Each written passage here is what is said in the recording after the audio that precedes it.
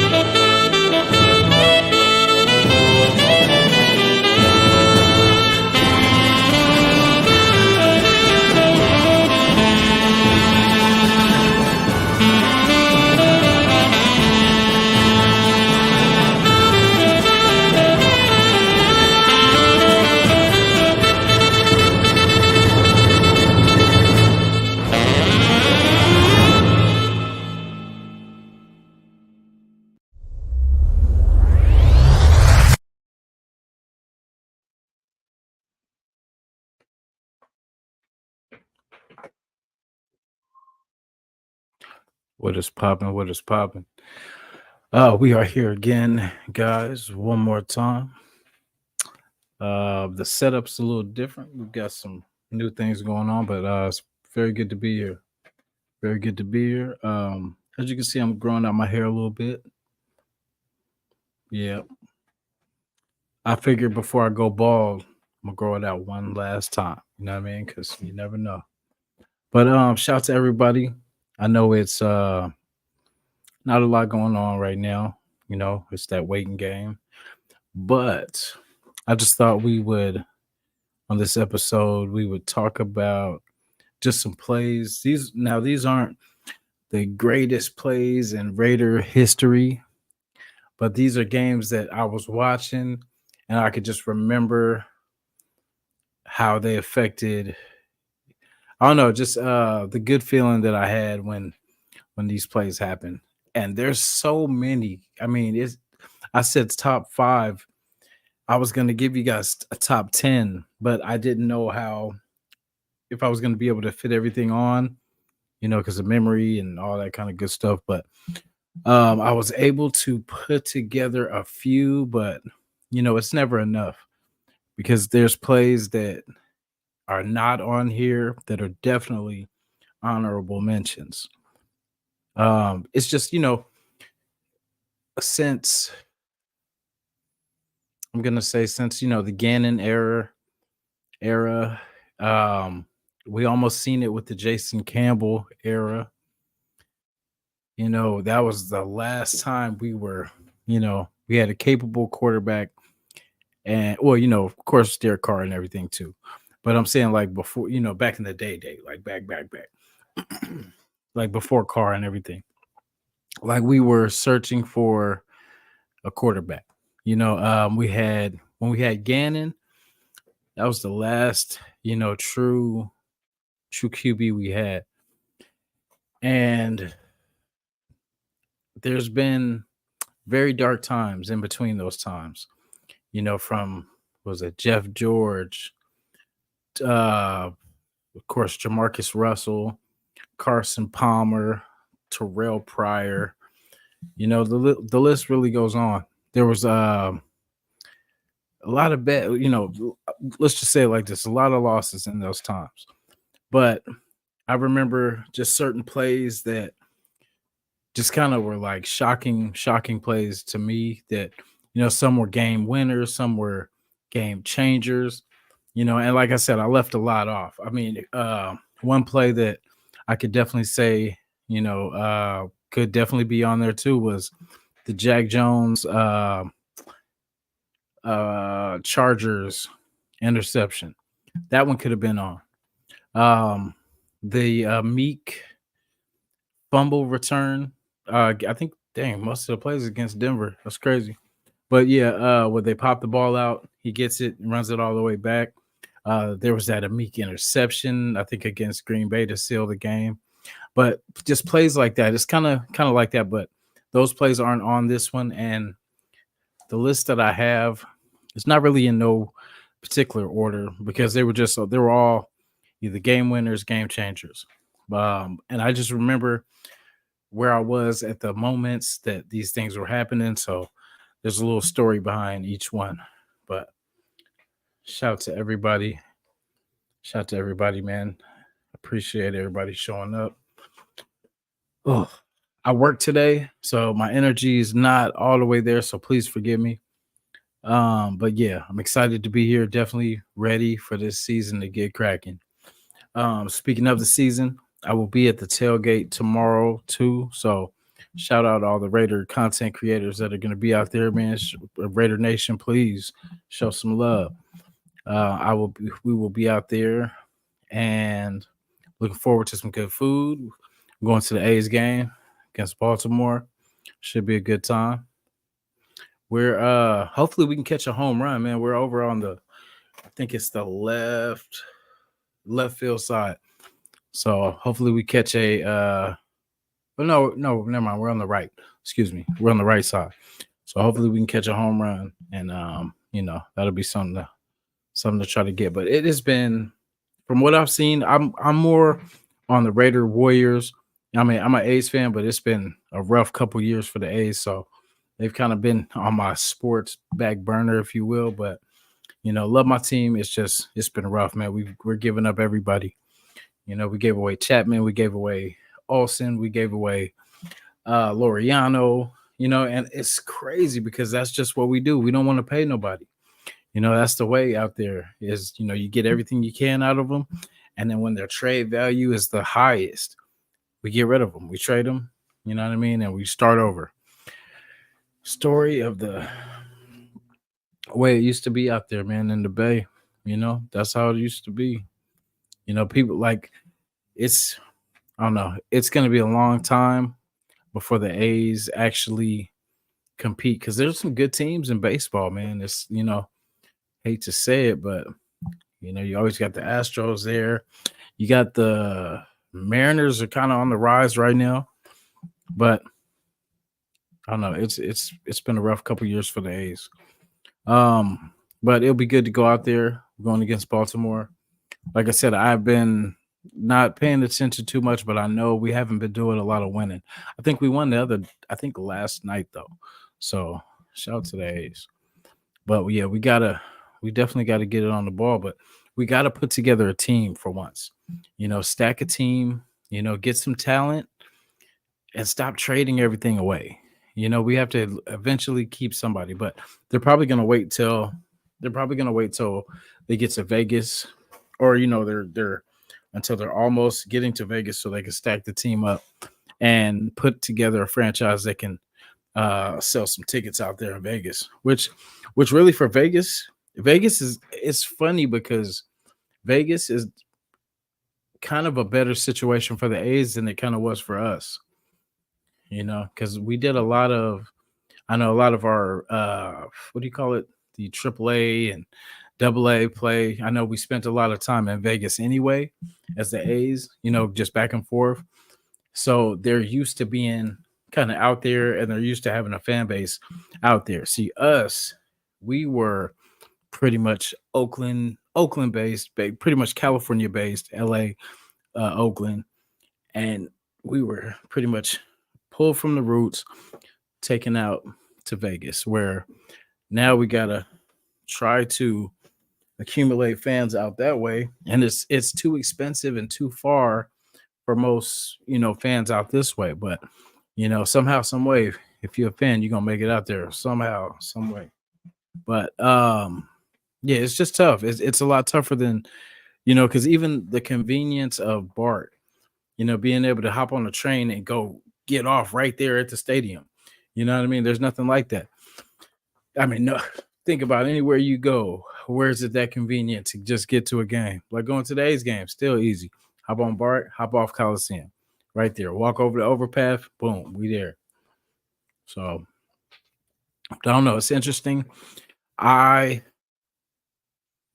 It's crazy, man, because I pride myself on California, being everything California teams, Bay Area teams. Like my college team is Cal Berkeley, which doesn't do well in a lot of stuff, but they have their moments.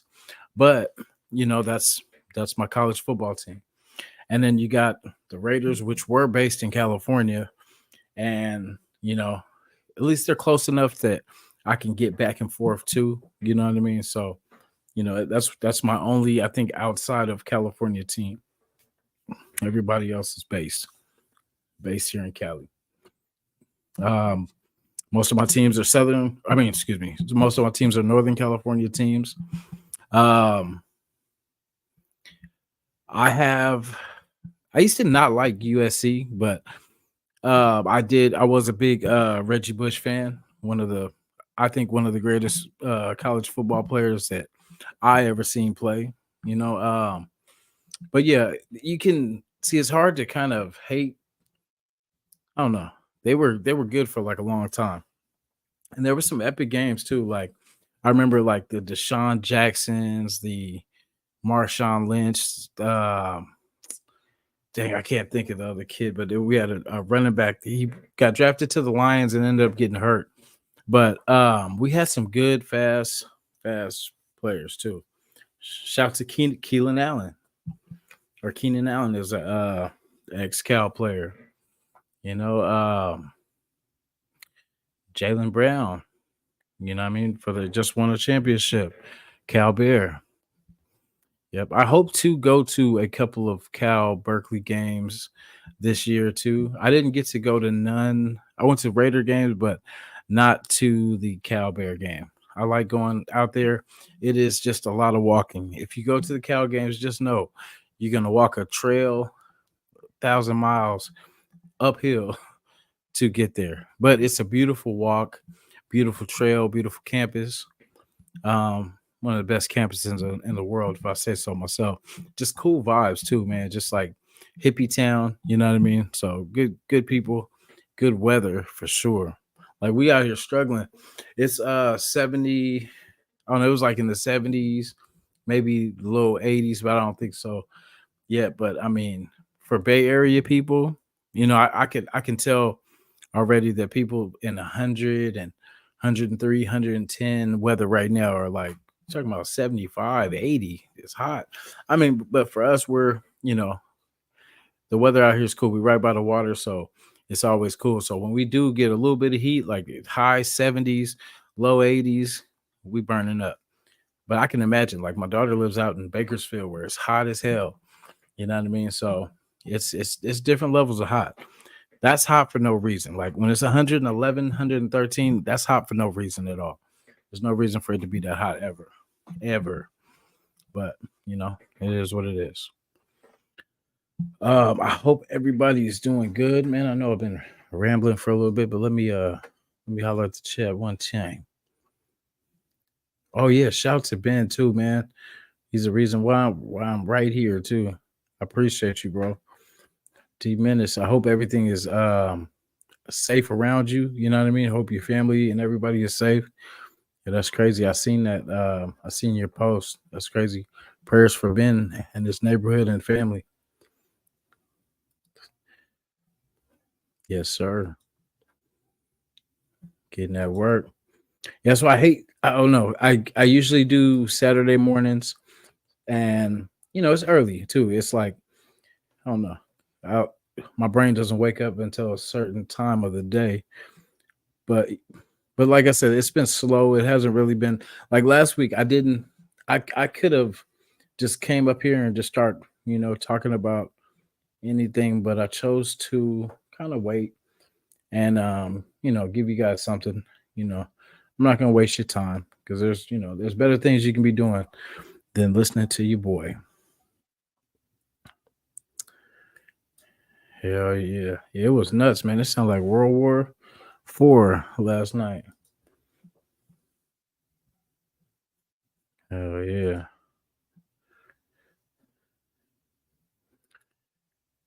Yeah, man. Shout out to everybody for pulling up, man. Appreciate you. I know the time's been different and switching up, man. Like I said, shout out to Ben. Um, Ben's not here tonight, so I was just seeing if he would let me, slide in the spot for tonight, and I appreciate it. I definitely wanted to, get some stuff to you guys, talk to you, give you something to kind of look forward to. Cause I know for me, like in this time, like the time in between preseason and practice and all that, the training camps, it's thinking about last year, watching highlights from last year, building on what we kind of put together with from last year.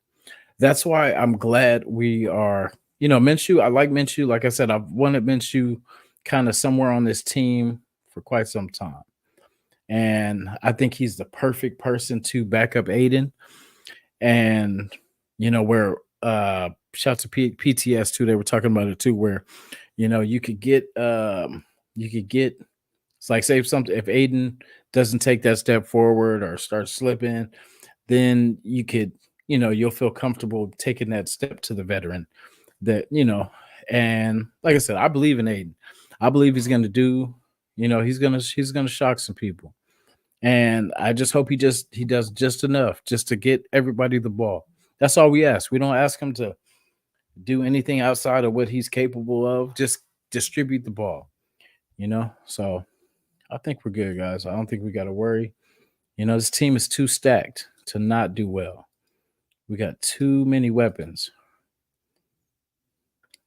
There's questions, of course, in the running game, but I think we'll be fine, man. Like, no, Josh really wasn't a breakout.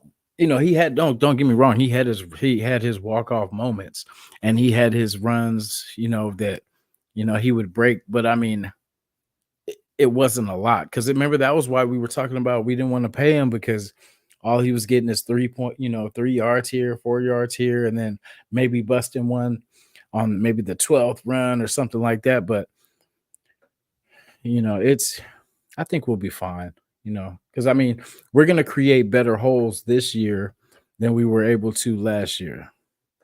Because I think we've stepped up the line a little bit. We built some depth. So shout everybody out, man, for being here. Appreciate it. Yeah, we got some highlights. I even have a guest. We got my boy Coach Vic, but he is on his way. So I am going to I'm gonna start us off a little bit. Let me give you a little sample. Now I can't count. I know I know I said top five, right? But let me see. Oops, my bad though. Yeah, I know I can't count, so I'm gonna do. And like I said, it's not in any real order. These are just some of my just all kind of off really off the top of the head favorites where I remember just of like I'm very competitive. And I'm like when I moved to San Francisco, there was a point where there was feuds over the TV because Niners played at one and so do we. So it was one of those things like it was a constant everyday battle over the TV. And I just remember because you know how sweet victories are. Like for a fan that doesn't like the 49ers, like the perfect weekend is a Chiefs loss, a Raiders win, and a Niner loss. You know what I mean? Just for us, that's just what it is. And there's a lot of Niner fans, of course, out here, and there'd be so much smack talk. So much smack talk. And there was a point a few years before this, some of these, the games or whatever, where the Niners and the Raiders would always talk smack to each other. It was always, like, oh, we're better, all this stuff, we're the, woo, all this kind of stuff. But the only thing is at the end of the season, we'd all be 5-11, you know what I mean, 4-12, all that kind of stuff. This is before we had the extra game. Now, it was always like that. Like we would always compete, but it was always competitive. But until they started, I think it was the Harbaugh era is where they started kind of separating themselves from us, where we were just stuck in mud. But yeah, but I remember that just because the competition and even when the Niners went to the Super Bowls, Like we know the last three. Sorry about that. The last three excuse we, the last three they have lost. So now it's it's like you beat everybody, and someone I don't know. It just felt good for me. I know personally, for all the people, all the Niner fans that were talking smack at that time. Now this is at that time. I've grown up a little bit. I've matured a little bit, but I just remember all that smack that they talked, and then just those losses. The game that meant the most, the Super Bowl, where nothing else matters. If you win this game, nothing else, nothing that you did all season, negative, bad, whatever, means nothing because you got that ring and you got that trophy. But for them, didn't work. Didn't work out. They lost to Baltimore. Yeah, because that was the era I think where they started separating themselves. Was that right before they played that Super Bowl? I think when the Kaepernick, Alex Smith era and stuff like that. But it was, I don't know. I feel when I talk about like their team, I can't stand them, but I can respect that they drafted well. Like they always had a decent defensive line and offensive line. And they put together some pretty good stout lines, like offensive lines that pretty much like the Frank Gores, the uh I can't even think of all the other ones, but I mean, like different 49er running backs that were successful. I guess like Mostert, I guess at one time when he was with them. Um, but yeah, they put together some decent defenses too. And that's why they were able to kind of put it together on offense because they never really had they kind of had the struggles that we had where they never really had a top wide receiver. Jerry Rice was their last like big name wide receiver. Terrell Owens, like that era, and they were always trying to find. They had Crabtree and different people like that, but it was always like after that was trying to find weapons. Trying to find an offensive. Who's going to be that number one wide receiver and all that.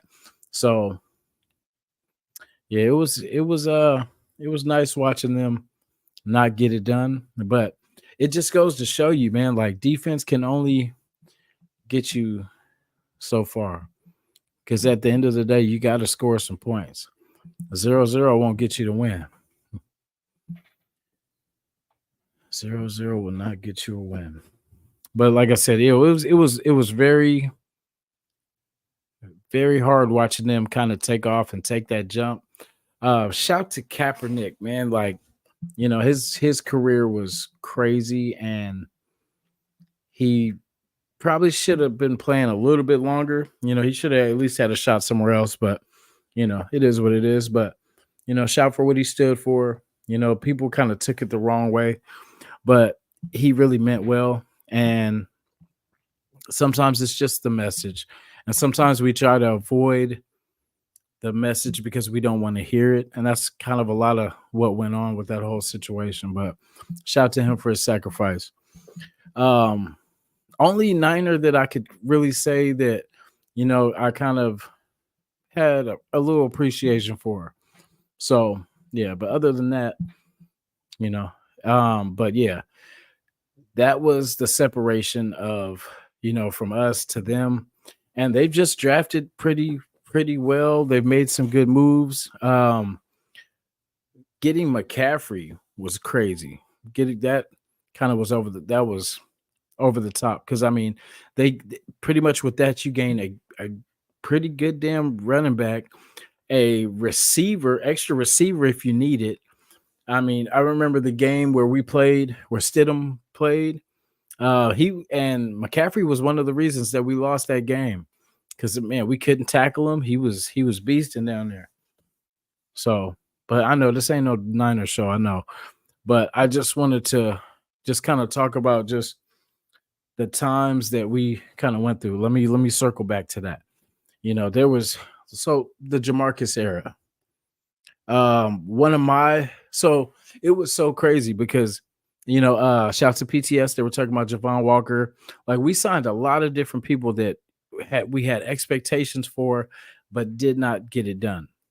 And I just remember the draft where we got Hayward Bay, and I think it was either third or fourth round. We got Lewis Murphy, if I'm not mistaken, if it was fourth round.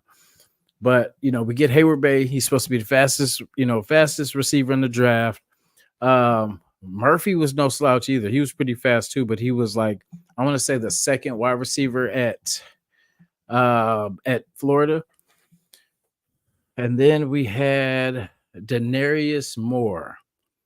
So if you guys remember that era of Raider football, that was the out of your mind.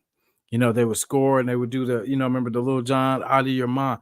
That was that era, and which was a surprising era because that was if I'm not mistaken, that's the post Jamarcus era, and then you had, I feel like it was Pryor and Carson Palmer around that time.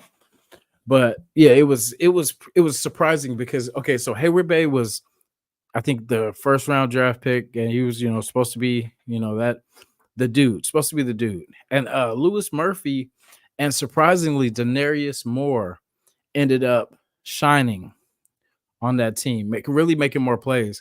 It took Hayward Bay a couple years to kind of develop, and he turned into a better player kind of later on. But as far as excuse me, as far as what I remember, Denarius Moore came out of nowhere, really, just making plays, man. Like he just would show up, and then until he was pushed to that number one guy, and it's crazy. That's the thing. People draft people, and like Max, we had the Cleveland Furrow, and then we had Max. It should have been swapped. Those picks should have been switched. Max should have been the number one pick. So it's just crazy how it works, man. You never know. But it's all about who shows up. So let's walk through this. I know we did a lot of talking, but we're going to go to this play. This is Denarius Moore. Let me see. Yeah, this is just one of mine. Because I mean, the cat wasn't even that big, though. You know what I mean? He was kind of a small stature dude, but he had hops, and he would get up and he would get balls over people. So here we go. Here's Denarius Moore. This is against the Buffalo Bills.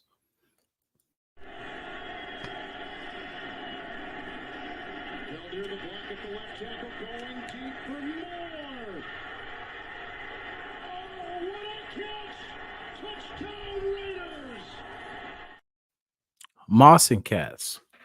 You know what I'm saying? Like, that's what, and that was Jason Campbell. That was Jason Campbell. So it was a little bit of that trio. But then he got hurt. So yeah, there was a lot of change after that. But yeah, we were actually throwing the ball because I remember that too when we made that change to Jason Campbell. And just forgive me because I forget who was our immediate quarterback before that, but I just remembered that they weren't it. I don't know if it was Jamarcus or if Jamarcus transitioned, but or how that went. But I just remember that point of time that once Campbell came, because Campbell could run. Jason Campbell could run a little bit. He came from Washington. He could run a little bit, and he could throw the ball. He wasn't like flashy or anything like that, but he was accurate. He could get the ball to you. So we were building something with him. And then he injured, I think it was his shoulder or collarbone or something like that. But yeah, it was over. It was something with his arms, shoulders, something like that. But yeah, it was crazy. Sorry about that, guys. Yeah.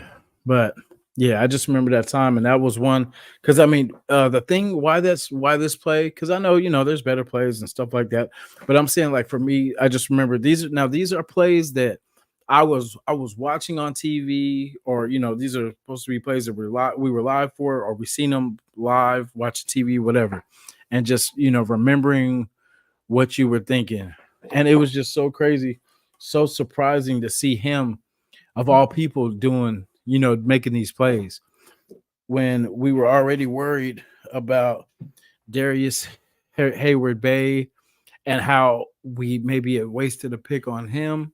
and we could have made a better choice with who we chose in that draft.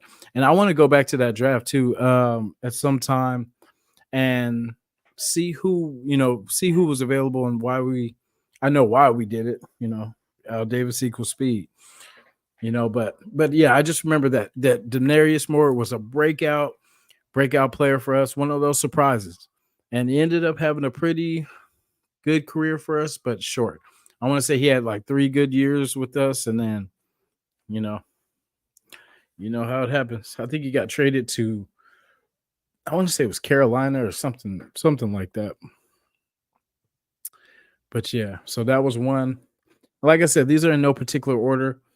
These are just ones that I just remember where I was and just how crazy it was. Let me see. What's this one? Now, okay. So this one, this you'd have to be old. Well, not too old school, but I'm old. But you would have to be this one. I know you're gonna remember it, but it's kind of like one of those. It was a while ago. Ronald Curry was the wide receiver. If you guys remember Ronald Curry, number 89. Um, yeah, this was a time when we weren't very good at all. And so when good things would happen, it would just kind of leave you like, we just did that. Like, you know what I mean? It was one of those times. Yeah, I just remember Ronald Curry makes this great catch. This is against Denver. I think most of these are against Denver. A lot are against our division. So, but except for the last one, that was against the Bills. But here we go. Ronald Curry.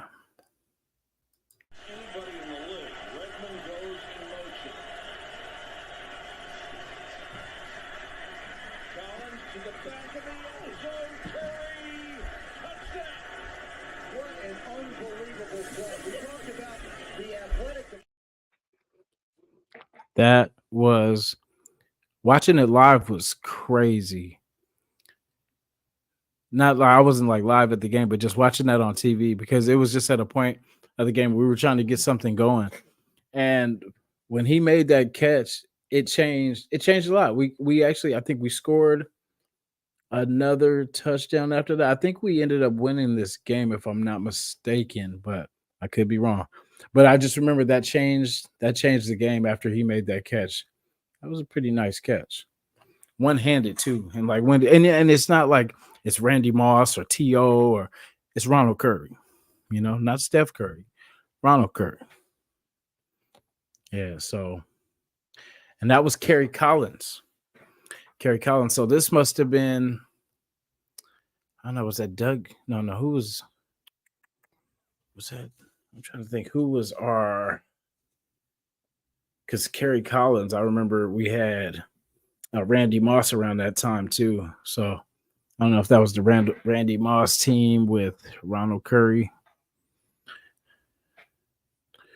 But yeah, it was that was a very nice catch.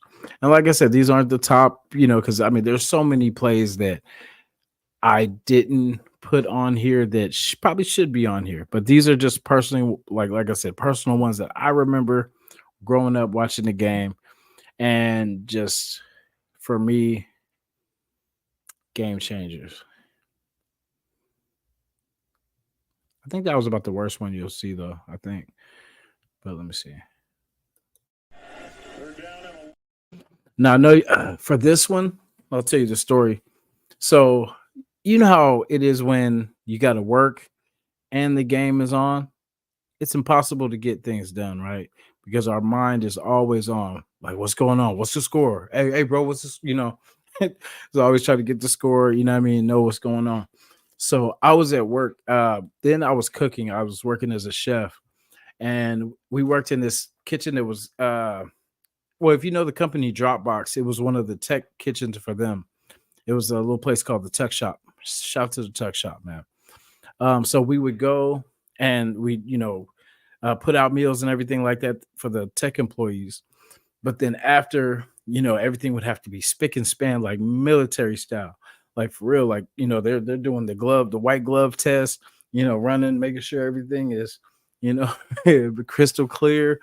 But it's hella crazy. Like so, our bosses are pretty, I guess I say strict, straight, just do your job, pretty much like that. Cool as hell, but if you're a worker, if you work and do your job and stuff like that. But that night, they were hella cool. It was I think it was a Thursday night game. Could have been a Sunday night game, but if I'm not mistaken, no. In fact, it had to be a Thursday night game because we didn't work on weekends. So yeah, Thursday night game. It was crazy because it was, of course, typical Raider game, close, like within one score.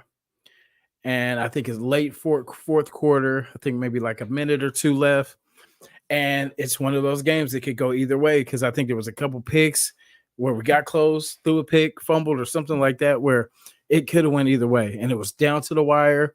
And you know what happens with us when it's down to the wire. It doesn't usually go how we want it to.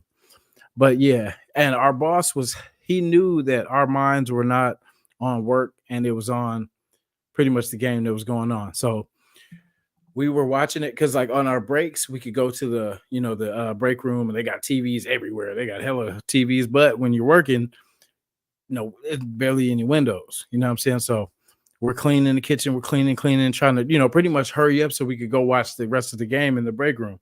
Not the break room, but the lounge area where they got the big screen TVs and everything like that. So so we're busting out, and then nothing's perfect yet. So we still got to keep going, but the game's going on and we're trying to get to it. So my boss was like, you know what, guys? He's like, come on. So he takes his tablet, sets it up for us, and then so we watch the end of the game, and it's like the last, I want to say 3 minutes, you know what I mean? So it's winding down. And, it felt different because I think they stopped it. If I'm not mistaken, I feel like he busted a long run. In fact, that game, I think that's the game that Jacobs put the team on his back. If I'm not mistaken, I feel like he broke a good sized run. He got stuffed, and then he did this. They're down in a long one. Jacobs back in the game. The rookie for the touchdown.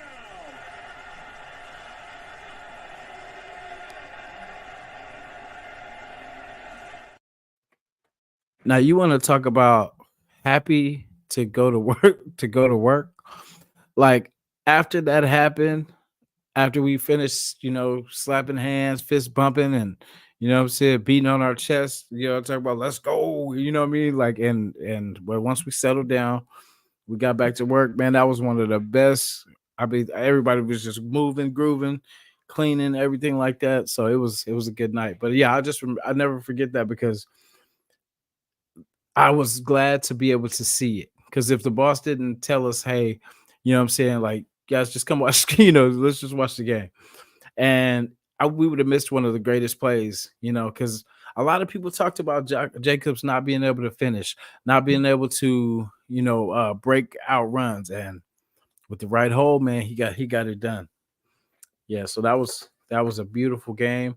I can't stand the Chargers. I can't stand our whole division, but I'm saying like I really don't like the Chargers too.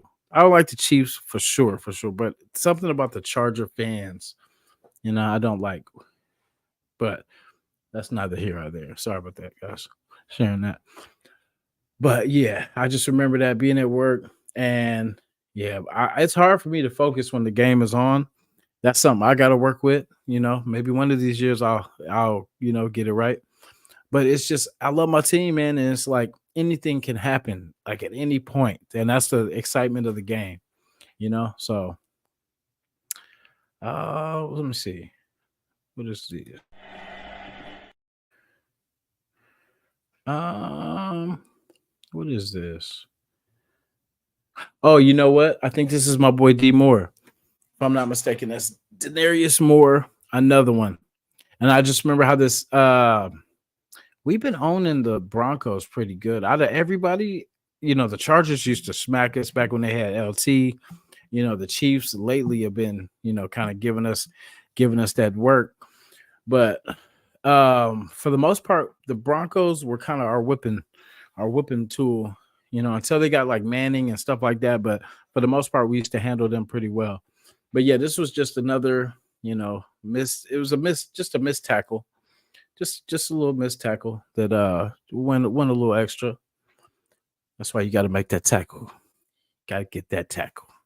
Got to make that damn tackle. But yeah, Denarius Moore breaks a pretty good tackle, and this is what he does. The great runner escapes and fires complete for first down returning, and goes to Darius Moore. He's up.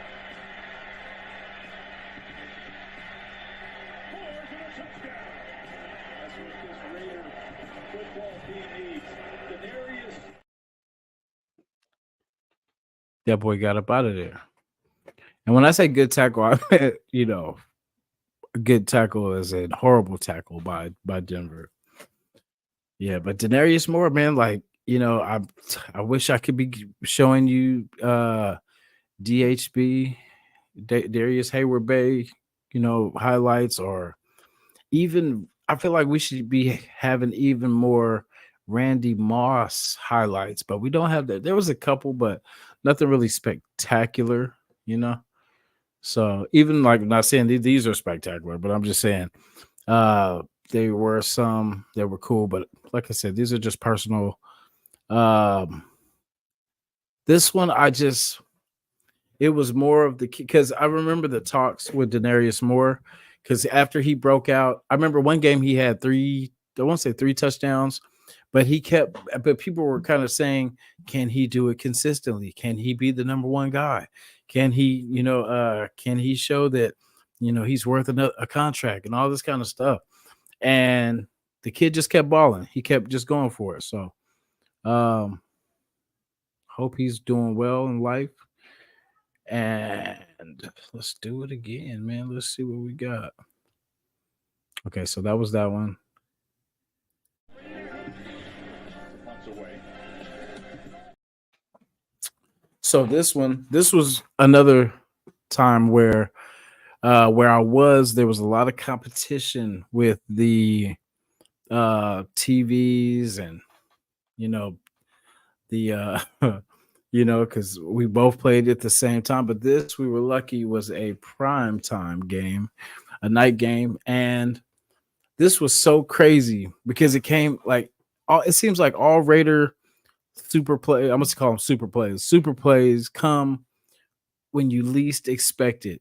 Like that's why it's so crazy because things like these, plays like these, make us light up. You can't tell us nothing. You know what I'm saying? Like we're cocky as hell. That's what, and it was just so crazy because I remember where I was, they were, people were like, oh no, he ain't gonna grab it. Or you know what I'm saying? Like he ain't going down it, whatever. They was watch him fumble and all this kind of negative stuff right there.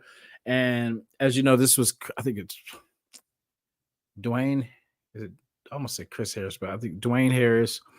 The ball goes to like the half or 1 yard line or pretty much half-yard line. One of the Broncos tap it in, which is crazy. I don't know what he could possibly. Well, I guess he thought one of his guys was gonna down it at the one or whatever like that. But I mean, it's too risky playing down there, but he tapped it in, and Mr. Harris did this. Whoopsie. Punts away. So he drives it deep over the head of Harris. Let's see if they can hit it inside the 10. As good job by the coverage here. And Harris says, I'm going to play this because I can. And look at the return he gets. What a smart move by Harris as he gets free. How about it, Raider Nation? Wow.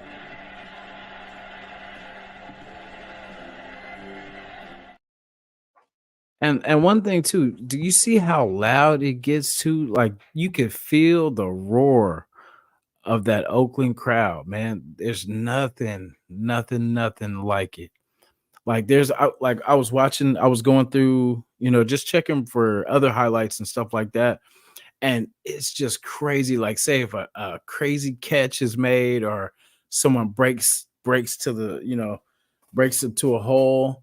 It's just you hear that. It's just so crazy. And I hope we get back to that, man, which I feel like we will. And it sucks because it should be going on now because people should be seeing what's coming. The greatness is coming. Sorry, my cat wants to be on TV, guys. Sorry about that. Miss Pickles, Pickles, Raider Nation, Pickles.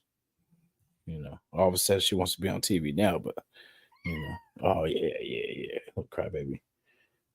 All right, we'll say bye. Deuces. All right. And we're back. Yep. So yeah, that was a crazy play. And like just I remember the room went crazy. It was just like, just one of those moments. Like it's sad that moments like that didn't happen often, but that's why they were so sweet when they did happen.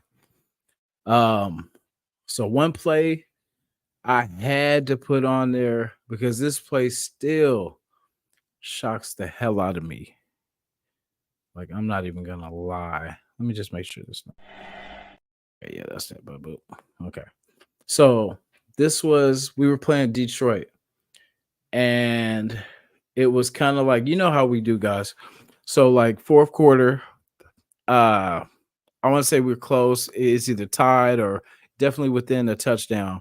So basically, Detroit's driving, and you know how nervous we get. Fourth quarter, other team's driving. All they need is a score to win. And Matthew Stafford puts the ball in the air. At first, because you don't see the ball hit the ground. So I just I remember watching this game and like my first thought was like, no, this mother didn't catch this damn ball. Like, you know what I'm saying? Like, I'm like, no. And then I see Daryl Worley come up out that thing. Come up out of that thing with that, just like this. Intercepted. What a play by Daryl Worley. Here's the battle right now. Hand fighting, great position, stays on his inside, and is able to feel and look back for the quarterback and go up and make a play. Now what I said I don't understand about Stafford, you got 6'4" up there. Throw the guy the jump ball, let him go get it. There's excellent coverage, great position and discipline, and how about the hands, Tom? My goodness. I still watch that play, man, and be like, how? Because, like, if you look at the play, right? Like, if you look at that first part, like when I forgot who the receiver was, but when he was reaching, right, it looked like it was more I guess a catchable ball for him, like because the way he stretched out was like this. And for Daryl Worley to come up with that ball, man, it took like the play had been made, and I was still sitting there shocked. Like, did that just happen? Because I think we're used to great plays happening and them turning them reversing the call and it's incomplete, stuff like that. But yeah, that was crazy. In fact, one more time, guys, one more time. Intercepted. What a play by Daryl Worley. Here's the battle right now. Hand fighting, great position, stays on his inside, and is able to feel and look back for the quarterback and go up and make a play. Now what I said I don't understand about Stafford, you got 6'4" up there. Throw the guy the jump ball, let him go get it. There's excellent coverage, great position and discipline, and how about the hands, Tom? Yeah, that was crazy. And one-handed too. And it was crazy because the wide receiver had grabbed him across his chest. So, I mean, it wasn't like he was by himself making that one-handed catch. It was like he was getting grabbed and some more, and he made it look like it was nothing. And that was just a clean, because like I said, I didn't even see the ball hit the ground. And that's why I thought I thought the Lion got it. I was like, oh no. But yeah, we ended up taking that and sealing that victory. Game changer.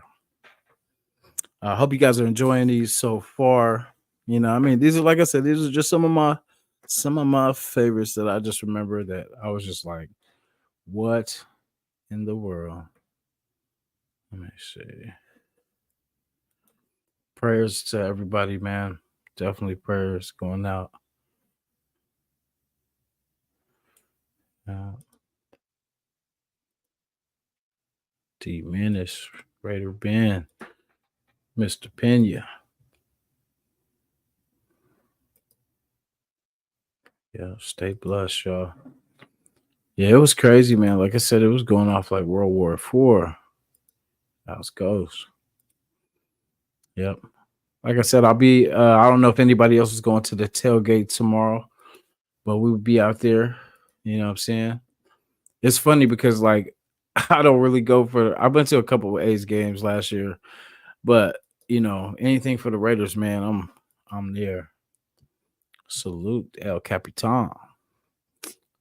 Rafa, salute. Yeah, appreciate you guys being, man. Like as we go through you know, the turn back the hands of time, if you will. But yeah, it's a cool deal, man. Like I said, these are just plays. And like I remember this next play, if I'm not mistaken of what it is. Some of them didn't upload, so I'm missing quite a few, but like I said, these are the ones that made the cut. But this one, I know everybody remembers that, and I didn't. I wish I had got the whole scenario, but I'm gonna just paint it. I'm gonna paint the scenario. So, like I said, how many times do games go down to the wire where either we're driving and we need a score to win, or excuse me, the other team is driving and they need a score to win? And how often does it not work out in our favor? So this game was against KC. Nighttime game. I want to say, oh goodness, could have been a Thursday night game, but could have been a Monday night game. But I feel like it was a Thursday night. But yeah, we played KC and we throw it was like 3 or 4 touchdowns at the end on the same, you know, pretty much same drive. And there was penalty, throw another touchdown. There was a penalty, there was a flag on the field. So it's not like us to get this many chances, you know, and actually because you know we score, they take it back, we have to run it back. We score again, they take it back, run it back. So, you know, the odds are not in our favor to get this done. But I just remember Crabtree catching that touchdown over and over again, and he would not be denied. And even though this was a simple, excuse me, this was a simple catch that I'm about to show you, and I wish I had have got the whole, you know, the whole sequence, but I couldn't get the whole thing to load, so I just had to get that little snippet for educational purposes only. That's what this is, guys. We're just reminiscing on the times and learning how greatness is achieved, if you will. But yeah, Crabtree is one of my favorite Raider wide receivers. Not my favorite, but definitely one of my top. I say top 8. I say yeah, top 8, top 8. But yeah, he did some good while he was with us. You know, he kind of got that spark going back for us. There was another play that I didn't get to put on here too. It was against Kansas City too, but it was the Aguilar play where he pretty much gets it. There's 2 people chasing them, and then they chase them all the way to the end zone. That's the game we beat them. That's the game, you know, Ruggs went off. But yeah, that was pretty much the the bus around the Arrowhead Stadium game. That was that game. But yeah, I had that play too. There was a couple, man. I just remember those are game changers because of the streak that KC had with us, and we hadn't done very well with them at all. And that was kind of where we woke up, where it's like we woke up as a team and we're like, you know what, we're Raiders, damn it, let's get it right. But back to this game. This is the I think this is the fourth touchdown of this drive. Of this drive. Yeah. So, well, there it is. Time to decide it. Carr on the right. Gets for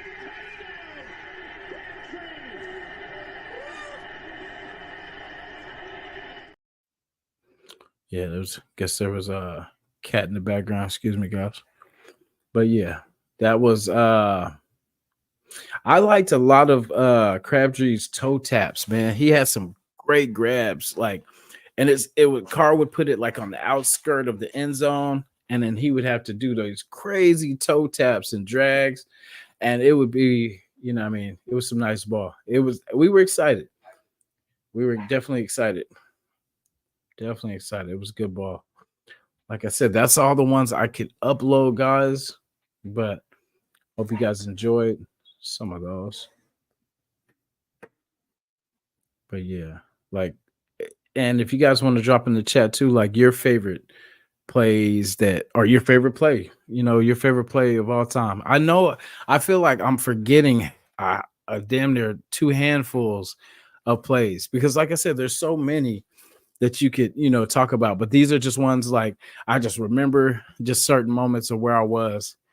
And then I remember, so the last one, I remember I bet on this game and we were so close. And every time we would score that touchdown, it would be like, okay, and then they take it back. So, it was like money in your hand, back in their hand. And you know what I mean? So it was just that back and forth.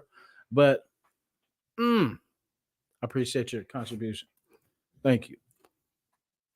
Yeah. So, like, yeah, if you guys got a favorite play, you can put it in the chat. I was gonna do one of like all like TD catches, but I don't know. I just think some plays are a little bit better than others, like kind of like style points, you know. But yeah, so I know you guys aren't used to seeing me nighttime, and at some point I'm gonna go to a later time. Due to me doing the show tonight, there won't be a morning show tomorrow. We're gonna be spending some, family time and all that kind of stuff. We got this weekend to pretty much get better, man. Get better, get closer to football. I'm excited. I can't say that enough. I probably say that every time, but I am excited because there's a lot to be excited for. We're filling in our roster. We're getting things put together. I trust what's going on in our franchise, in our organization. I trust the people that are making the decisions. I trust Mark Davis has the people around him that can make this team successful. And I feel like he can sit back and just watch now. I know, remember we used to see him last year when McDaniels was messing up, calling crazy plays, and he's like, what the is this guy doing? Like all those times. I think those times are over. We had our AP had his moments where we kind of took our foot off the pedal. I know against KC the first game, we were up on them, and he even said it too that he made some choices that didn't win the game. You know what I mean? But allowed them to, get back, and that's a learning experience. Like hopefully, like him and Aiden got to learn together. So they're kind of tied in this thing. Like I said, it's a competition, but it's really, I think the fair thing is because it's going to be hard to go back to Aiden. I mean, Aiden, see, that's the thing. It's really not, though, when you think about it, because Aiden's the type of player, he's had to fight for everything that, he's accomplished in his short career. And I feel that he would be fine if, say, Minshew took over and, say Minshew started the season. And I think Minshew would do well enough to keep the job, because I remember his younger, I want to say his Jacksonville years. he pretty much earned that spot, like coming in, I think, as a rookie, if I'm not mistaken. But he came in kind of off the rip, and he took leadership of that team, and it didn't work too well, but it set the wheels in motion for what Jacksonville is now.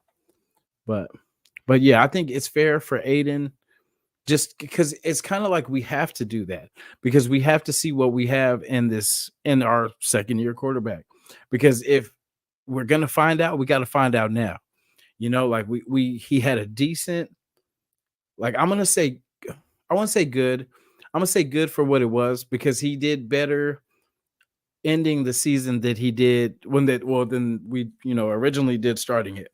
So I give him props for not being, like not being incredible, but holding it together.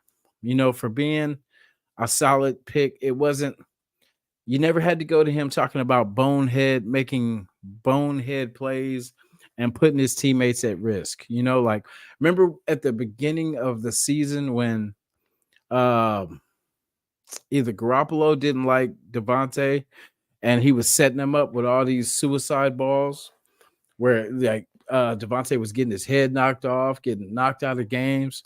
And it was, you didn't see that with Aiden. Aiden delivered balls accurately, and he gave everyone an opportunity to make a play. And I think that's what I feel like, because as soon as the McDaniels thing, after he was fired, as soon as he was fired, AP didn't hesitate. Remember, the first thing we heard was that Jimmy Garoppolo was sat and Aiden is the starter for the rest of the season. Now that's what we heard. That was the first move made. Now, Jack Jones was vouched for by AP. First game, kind of quiet, felt it out. Second game, getting picks. Third game, getting picks.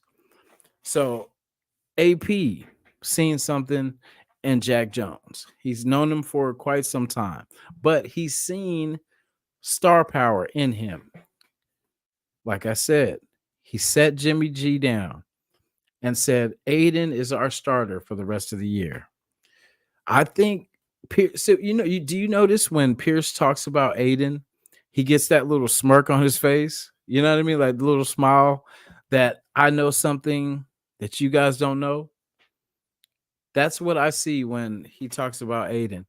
And of course, and remember when Minshew came in, he even was saying, this is Aiden's team, and I'm just here to, learn the system and blah blah blah, all the talk, and he was basically he knows his, I hate to say it like that, but he knows his role on the team.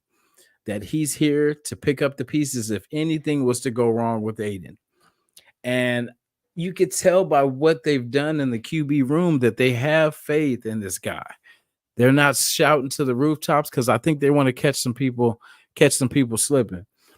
But all we have in our room, we could talk about, Anthony Brown and Bradley if you want to, but we're going to talk about the main focus, the main pieces that will get us, I believe, to the playoffs would be Minshew, Aiden.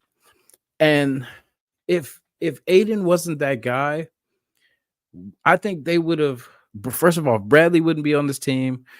Anthony Brown wouldn't be on this team. Like, those are depth pieces. And you have two quality guys that could get it done. Especially, okay, now maybe on a different team, it would probably maybe be different. Like Minshew, I think with the team he had last year compared to the team that he got to, go to this year, I think he has more weapons here than he had in Indy.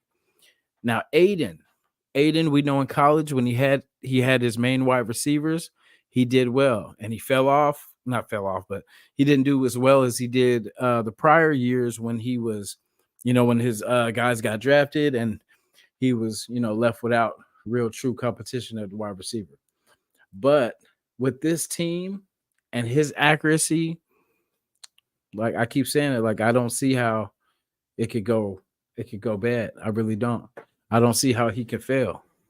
How do you fail when you have Devontae? You got Jacoby Myers. You got Trey Tucker running like crazy. Michael Mayer, Brock the Rock Bowers.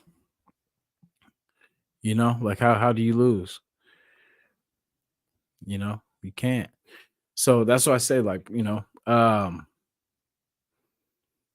think they have faith in Aiden. I think Aiden deserves that faith. He's starting to come into his own. He's starting to get familiar, take control of this team, vibe with the guys. That's why I like that we got a guy coming in his second year. He already knows.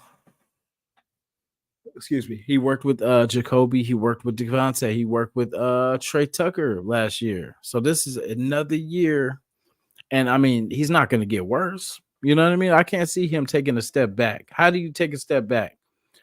All you got to do is just put the paint where they ain't. So, like I said, I have full faith. I know we want something different, people, and I get it too, like, because a lot of people aren't convinced about, is Aiden that guy? Is Aiden, is he a starter? Is he an A+ starter? Is he what tier is he on? Is he A tier, B tier, tier 1, tier 2, tier 3? You know what I mean? But he came into the fire last year into a crazy situation where people hated the coach, fans hated the coach, his wife hated the but just different people, the Waller situation, just all the stuff, the Derek Carr aftermath and everything like that. And to be given that number too. And see, that's the thing too. Remember when Aiden was given Carr's old number? And then remember, a lot of people were upset, like, oh, Carr was a season or was a Raider, stat leader and all this kind of stuff. And they were thinking Aiden will never measure up to, Carr. He shouldn't be wearing the number 4 and all this kind of stuff. But he did pretty good. Nobody really, if he had a war 4 again, nobody really would have been mad because of what he did. I'm not saying that he earned it all yet, but I could take my chances with someone like Aiden because, like I said, it starts with the accuracy. That's what I think I talked about this already, but you got the speed quarterbacks and all this kind of stuff, but they wish they had accuracy because when it matters, when they're stopping the run and you have to throw the ball, you have to be accurate. When it's 3rd and long and you only got one chance to get it done, got to be accurate, man. Got to get it done. And so that's the thing. Like if Aiden just kind of learns to maneuver in the pocket, get extra time, even scramble a little bit or just, get himself open and just understand the pocket. And I think he will be a great quarterback. Just give him some time. And like I said, and this team's going to continue to get better. You know what I mean? So how it is right now, our draft next year is going to be so much easier. Not looking forward to next year and all that kind of stuff. But when you think about it, when you look at what we got, the holes are getting filled, guys. The holes are getting filled. There's not these big needs where it's like a big ass Christmas list of needs. Christmas list, my bad. But it's not a Christmas list of needs no more. It's like just plug here and we'll be okay. We can get one more of these, be real good. Because I think the crazy part is I think next year guarantee, you can quote me if you want to, but I think that's where we go running back, where we go, like a top, either 1st or 2nd round running back. That's what it's kind of shaken out to be. Because I mean, remember DT was our big thing, and I think we've done a good job of filling that position. So we definitely won't be thinking linebacker. DB, I don't think they believe in 1st or 2nd round DBs. Well, at least 1st round DBs not, because every time I'm begging, praying, put my hands together, hoping that they'll draft another DB or bring another one in. They haven't yet. So I I mean, not saying that they would do it with a running back, but I just think those are definitely the needs because you know how it is right now. Unless Zeus turns into OJ Simpson and Jim Brown and uh, Barry Sanders, you know, over this next season, you know. But I mean, either way, even if he does shine and he does do good, the guys that he has behind him, we definitely need somebody that's going to be that 1-2 punch. Labe, you know, we have high expectations already, but you know, he's still got to, you know, fight for his spot on this team. He does add an element that we did not really have a secure receiving back, you know, but I still feel our running back is not on our team yet. That's just the vibe that I have. But like I said, I hope I am dead wrong. I hope Zamir White goes for 2,000 yards, you know?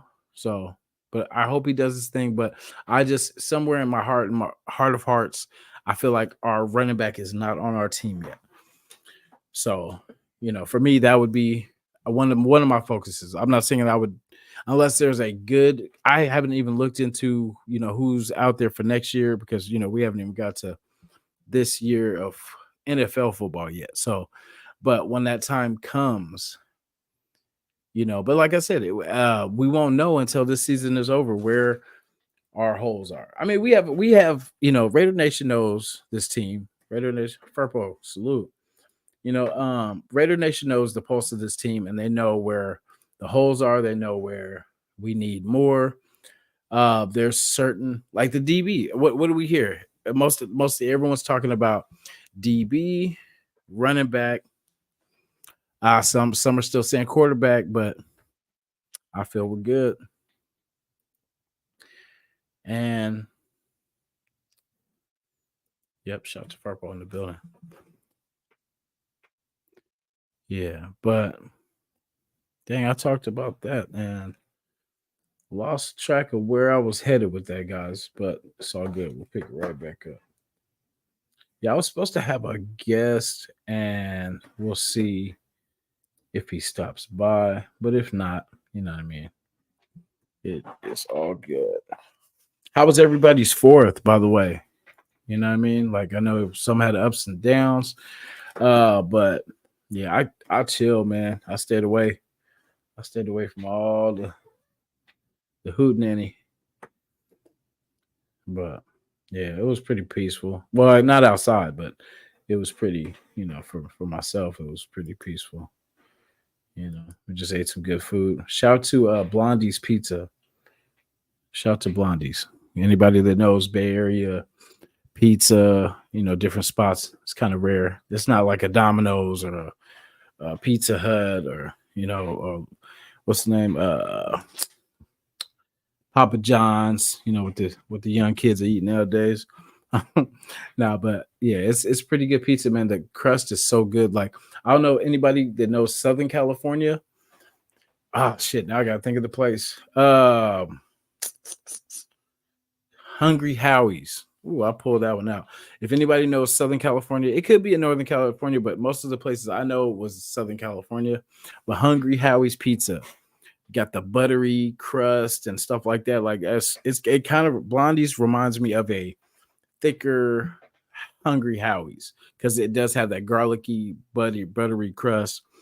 And Blondie's has this super thick crust. It looks like French rolls, like you know the end of the crust, you know where like you would get like stuffed crust pizza and stuff. You know that part of the crust looks like French rolls. Yeah, pretty big, man. You know, I exaggerate just a little bit, but it damn near looks like you know big ass. You can make sandwiches if you cut off the crust at the end. You could literally make those the Vietnamese sandwiches. If you guys know that bread, that's how the crust looks. But yeah, good pizza. I know I should be. Whoops, excuse me. I should be promoting better healthy stuff, but honesty is the best policy, man. You know, but yep, it's hot. It's getting hot here. Yep, Hungry Howie's Purple. No, Hungry Howie's go crazy. But yeah, if I remember the first time I had it, it was different. It was different than any pizza that you usually order and stuff like that. And then that was our go-to. Yeah, I was staying in Bakersfield at the time, and then they had like I feel like they had three or something like three in the city, but definitely good pizza. Yeah. And I'm not just a fat ass too, guys. I'm not talking about food and all this kind of stuff, but it's a part of fellowship. Coming, coming together, food, football, the brotherhood, you know what I'm saying? Like, yes, sir. But yeah, that's what we did. We ate pizza and listened to World War IV outside. It was crazy. Them things get louder and louder too. It sounded like they were letting off. And then some of them things was not fireworks. I'll leave it at that. So with the drama. Shout to Angelo for helping me get um my dose of boxing. You know what I mean? I've really gotten back into boxing, man. Like for a while it just was, dead. Like nobody was fighting each other. And it was just, getting away from, good entertainment. And it's been some good stuff. I think boxing's on its way back, if it's not, already. But yeah, shout to Angelo, man. Appreciate that. I'm excited for, like I said, the tailgate tomorrow. I hope everybody's cooking good barbecue and all that good stuff because man, we're coming. Like I said, I ain't a fat ass. If you go places, you definitely want to get some good food. If you're gonna eat something good, you know. So shout to all the tailgaters out there, man. Do your thing and say your boy something. Yeah, appreciate everybody being here. Like I said, we're supposed to have a guest, but I don't think he's gonna come through. But that's all good because man, we can retire for the night. Yeah, but like I said, I wanted to share those with you guys, man. Like I'm excited for the upcoming season, and it's certain videos like these that get me pumped up for what's to come. And so, even though we didn't like McDaniel's, I think I can speak for the nation saying that we weren't the biggest fans of McDaniel's, but I remember that first year with Devontae. Um, Devontae was getting the ball, and Devontae was scoring a lot. And it seemed like that was the only thing. That was the only problem we had with what was going on was, yeah, Devontae was getting his, but like when it came to like Mac Hollins and Keelan Cole and all these other guys that weren't, Renfro, that weren't kind of, getting the ball enough and scoring. But, he was able to get him the ball. And I thought the second year would have been a little bit better, but like we really didn't add anything on the offensive side of the ball because Trey Tucker, and it depends on if he really works out, if he really has a star, second year. And I'll hold off because, like I said, you have to give him at least 2 years, to see. I mean, really the third year, but the second year you should see a little climb. You know what I mean? Just a little something that they weren't doing last year that they added to the game this year. Like for Trey, better routes, for him to run better routes and to be more tight. I'm gonna say it like this, but Tyreek, you know what I'm saying? Like Tyreek Hillish, just being able to because that's the thing about Tyreek Hill. He's so fast and his fakes, if you go for any kind of twitch or anything he goes for, it's over. It's done for. If you stop or you hesitate or you bite on that fake, it's curtains for you. So yeah, it's one of those things I'm hoping because he says his one of his favorite players is Tyreek Hill. So I definitely want to see if he's been watching tape, if he's been, what he's learned over this summer. Oh, excuse me, over this winter, over this fall, and what he's going to put on the field. Now, Aiden worked a lot with Trey last year too, because they were on like the second or third squad, whatever. And then even Trey Tucker earned himself a spot on the field for what they need, for what they needed him to do, is to get pretty much to take the top off, get the safeties going, get the safeties moving. So that way Devontae can have one-on-ones. And as long as they keep adding weapons, see, that's another thing. We're good at wide receiver right now. We are really, I mean, Trey Tucker, like if you paint him as that third wide receiver, I know people keep saying Brock Bowers as, extra slot, but we need Brock Bowers to be a tight end. We definitely let the wide receivers be the wide receivers. If we needed a wide receiver, we should have just got a wide receiver. See, even my cat agrees. No, but yeah, I think Brock Bowers and Michael Mayer, and I don't know if it's Harrison Bryant or whoever we're going to keep, because I think for what's his name got picked up by somebody. I forgot, but yeah. Sorry about that, guys. But yes, I think Brock Bowers and Michael Mayer should just stay tight ends. Just stay, stay where you're at. And like I said, if you look at, you got Jacoby, you got Devontae. Now, I would love for Gallup to be healthy. I know we got Guyton, we got all these other guys too, but my bad. I would love for goodness, I just said for Gallup to develop into that third guy, because it would kind of be between him and Trey Tucker for that third spot. Now, Trey Tucker, we need him for that speed and just everything with the jet sweeps and everything like that.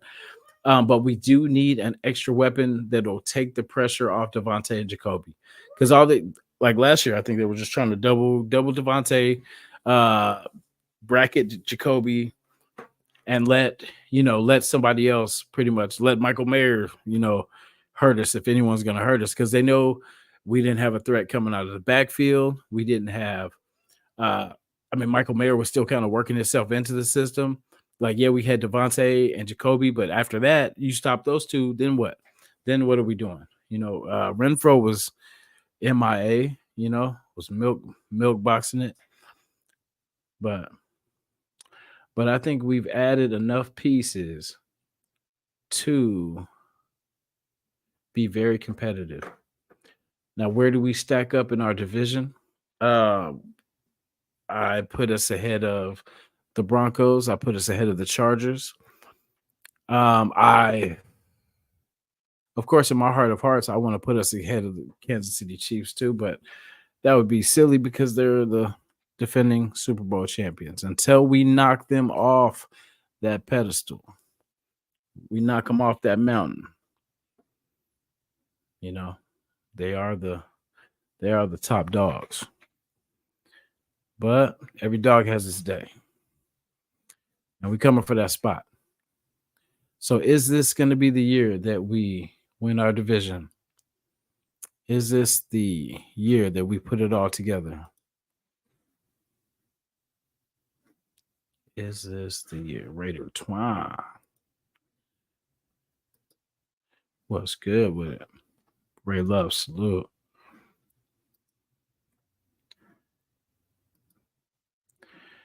Yeah, I don't know, guys, because I remember like last year we didn't sign Marcus Peters till like late, so it something still could be on the way, but I feel like just the way that they're going, it feels like they're developing young guys. They're just developing, because yeah, we are adding pieces to fill those holes, but at the same time, we're getting young guys like the linebacker core. We got a pretty young linebacker core.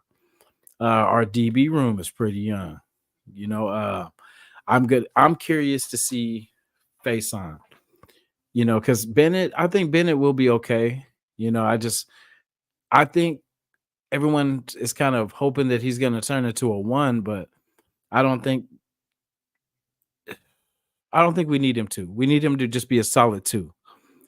Just lock down the other guy.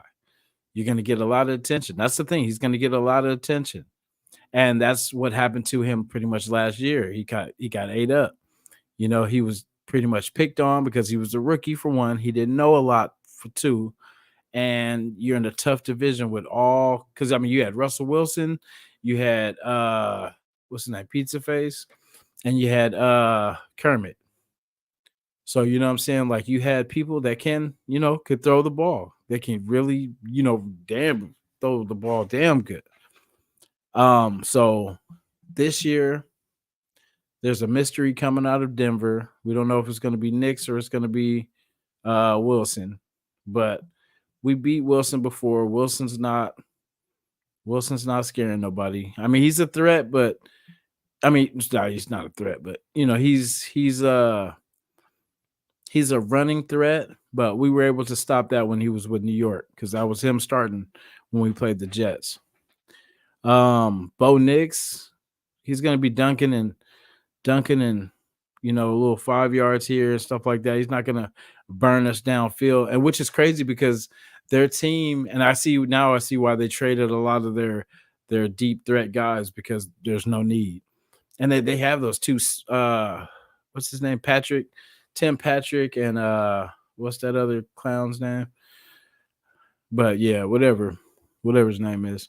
But it's they're not really built. From what it looks like, they're going to be trying to run the damn ball, and then I don't know, maybe try to be a play action because I don't see them with Wilson or Bo Nix bombing balls like downfield, 50-yard, like nothing like that. So I think we can definitely take care of Denver. The wild card I feel is the Chargers, because I personally feel like they don't have the weapons no more.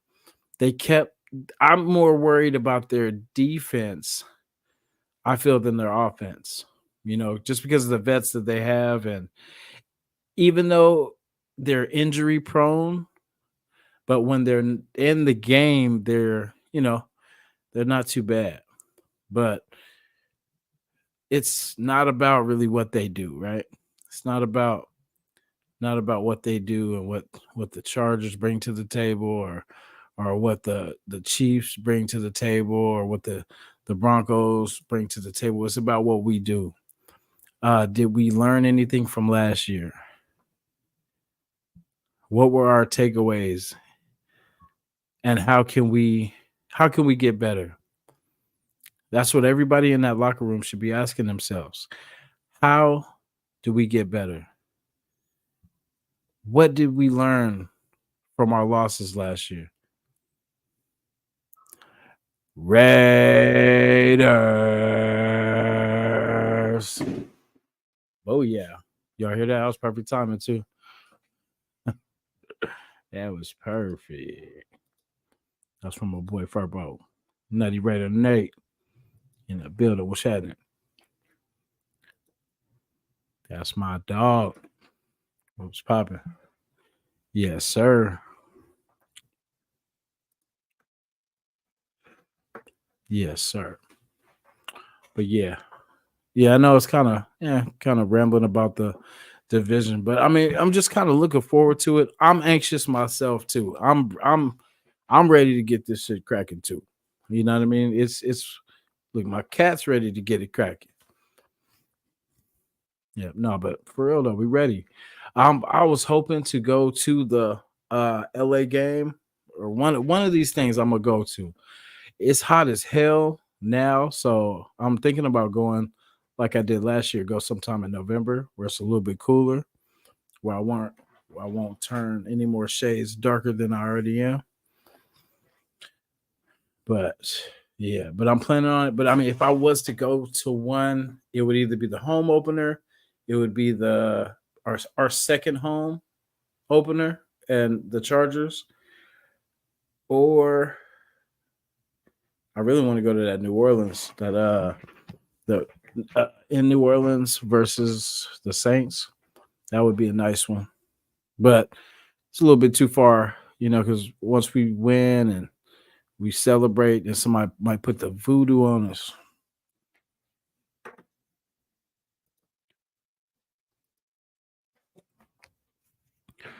Yes, sir. Yep. And then we're hoping to do some more giveaways too, guys. We're building, we're grinding. Um, I was trying to get some more cards printed up for the podcast and stuff like that, so I could take out tomorrow, but they're not going to be ready. So we're just going out there one by one, just trying to reach the world. But like I said, I'll be out there tomorrow. So if you guys are out there, please don't be a stranger. I don't bite, man. I'm a regular dude, man. I'm not star, you know what I'm saying? Like I'm not Hollywood or nothing like that, man. I'm a real person, man. I'm a real person. So definitely say what's up, man. You know what I mean? Vibe with your boy. We got there out there to win. You know what I'm saying? Shout out to the A's. And last time I went to the game, they won. You know what I mean? And they walked it off too. So hopefully we can get some more of that action. It was probably because your boy was in the building. You know what I mean? That's crazy. I think the only loss that I've every game that I've went to, like even from the Warriors, I don't think I've seen a Warrior loss like recently. I've seen a whole bunch of Warrior losses when I was younger. But I'm saying like of the winning era of the Splash Brothers and all that, I don't think I've seen a loss with. Oh wait, no, I worked a loss when I was working at the stadium. I worked that play-in game where we lost to the Grizzlies. Yeah. But other than that, they were all dubs. I forgot about that one. Yeah, that was a tough one too. That knocked us out. Yeah, that was rough. That ended the season. I think that in fact that was my last game working that arena. Not because my contract ran out, but it was not that I wanted to be traded, not that I wasn't happy with my franchise. No, it was just pretty much I got promoted at my other job. So I basically had to make a career choice and pick the team that was given the most money. I know we frown on that in when we talk about the player, oh, he's chasing the money, man. But in this world, shit, if I want to keep living where I'm living, got to get that dough. But yeah. Yeah. And I talk about that too. Like I used to cook a lot. I used to do a lot of chef jobs and stuff like that. Like my first job when I was like 14. So I got hired as I feel like it was a waiter or something like that. Either waiter. Man, I was the waiter, the prep cook, the cashier, the dishwasher, the I was everything but the manager. You know what I mean? But yeah, I started working like at 14, like under the table ish, whatever. But it was cool. Shout to Willie. Yeah, Willie's barbecue. Only a few people will probably know where that place is at. But yeah, Willie's barbecue, Willie's smokehouse and barbecue, excuse me. But yeah, shout to shout to the staff, man, because I learned a lot. I wore a lot of hats at that place. My favorite position was the waiter, but so they had a couple girls working the front. So like honestly, the lady that worked in the kitchen, she was like the kitchen manager or whatever. She was back in the back, because like when the girls were there, they felt like they didn't need me out there because they had the girls and the girls made money and stuff like that. So like I would try to go out there like, oh, there's tables out there. Can I, they're like, she's like, get back in the back, get back in the back. So I would have to get back in the back, with the start prepping meals, stuff like that. And I like, I like greeting and doing the waiting at tables and stuff like that. Because it was new for me especially at that age. And then once I, moved on from that place, I got into like the grocery business and stuff like that. And then I got back into the restaurant deal. Yeah, I did like Olive Garden, stuff like that. It was I guess around the time of like waiting. I skipped past my Burger King and all those days too, because those were just, when you just need a job and you're just trying to kind of put something together. Like when I was young, I used to get like when I was, I want to say like 16, 17. Some I would get like fast food jobs just to kind of get, a little check. Like say if I was going, we were going out of town or something like that. And then I just wanted a little something to go out of town or, take a little something with me. We would I would work like little quick jobs, work for a couple weeks and then get up out of there, you know. But like I said, I was young then. I was young. And it was just I didn't at that time I didn't know at all what I wanted. I know I wanted to be in the NFL. I knew that part. I knew I wanted to be a famous singer slash rapper slash, I knew that part. But as far as like doing something to bring success and to be positive in the world, I at that age I had no clue. So I was still kind of trying to figure it out. But I did a lot of different jobs. I was working like warehouse jobs. My favorite job was anybody who knows Hayward. I used to work at Chabot College at the bookstore, and this was a long time ago. And I remember I was working there through a temp agency. It was called Jobs Plus. And shout out to that place, man, because they always hooked it up with sick, dope jobs that paid like high dollar. It was cool. Like back then, it was like making 20 something an hour. And and it was pretty easy work. Like the working at the the Chabot College bookstore. It was so I used to wonder. There was a guy, I'm not gonna say no names and all that kind of stuff, but just said there was a dude there, and he used to manage the place, right? And I used to wonder how this dude had all this nice, like jewelry, all this kind of, just all the good stuff. Like I'm young, man. Like, just I think maybe just turning 18-ish. I think about 18. And it was dude was always having money, all this kind of stuff. Always had cash, always had like fat wads of cash. And just super long story short, like he was basically all the books, like say like the $400, $200 books. So them books are expensive. And anybody who went to school, and it's different now. You can get them online. It's a little bit cheaper because it's digital, digital copies and stuff like that. But when it was like the books, like not this is yeah, they were bigger than this, but like the books a little bit fatter than these though. But yeah, when they would get those, the students would be charged pretty much like 300, 200 and something. And then it would be like basically he would be like, hey, shoot me 150 or whatever, 200, whatever it was, like say if it's 350 or something like that. He's like, man, just shoot me two, and then I'm just gonna put it over here, whoop, and you just grab this bag and then whoop. Yeah, it was crazy. Like, and so I was kind of exposed to, because in the Bay Area, things are different. Things are different in the Bay.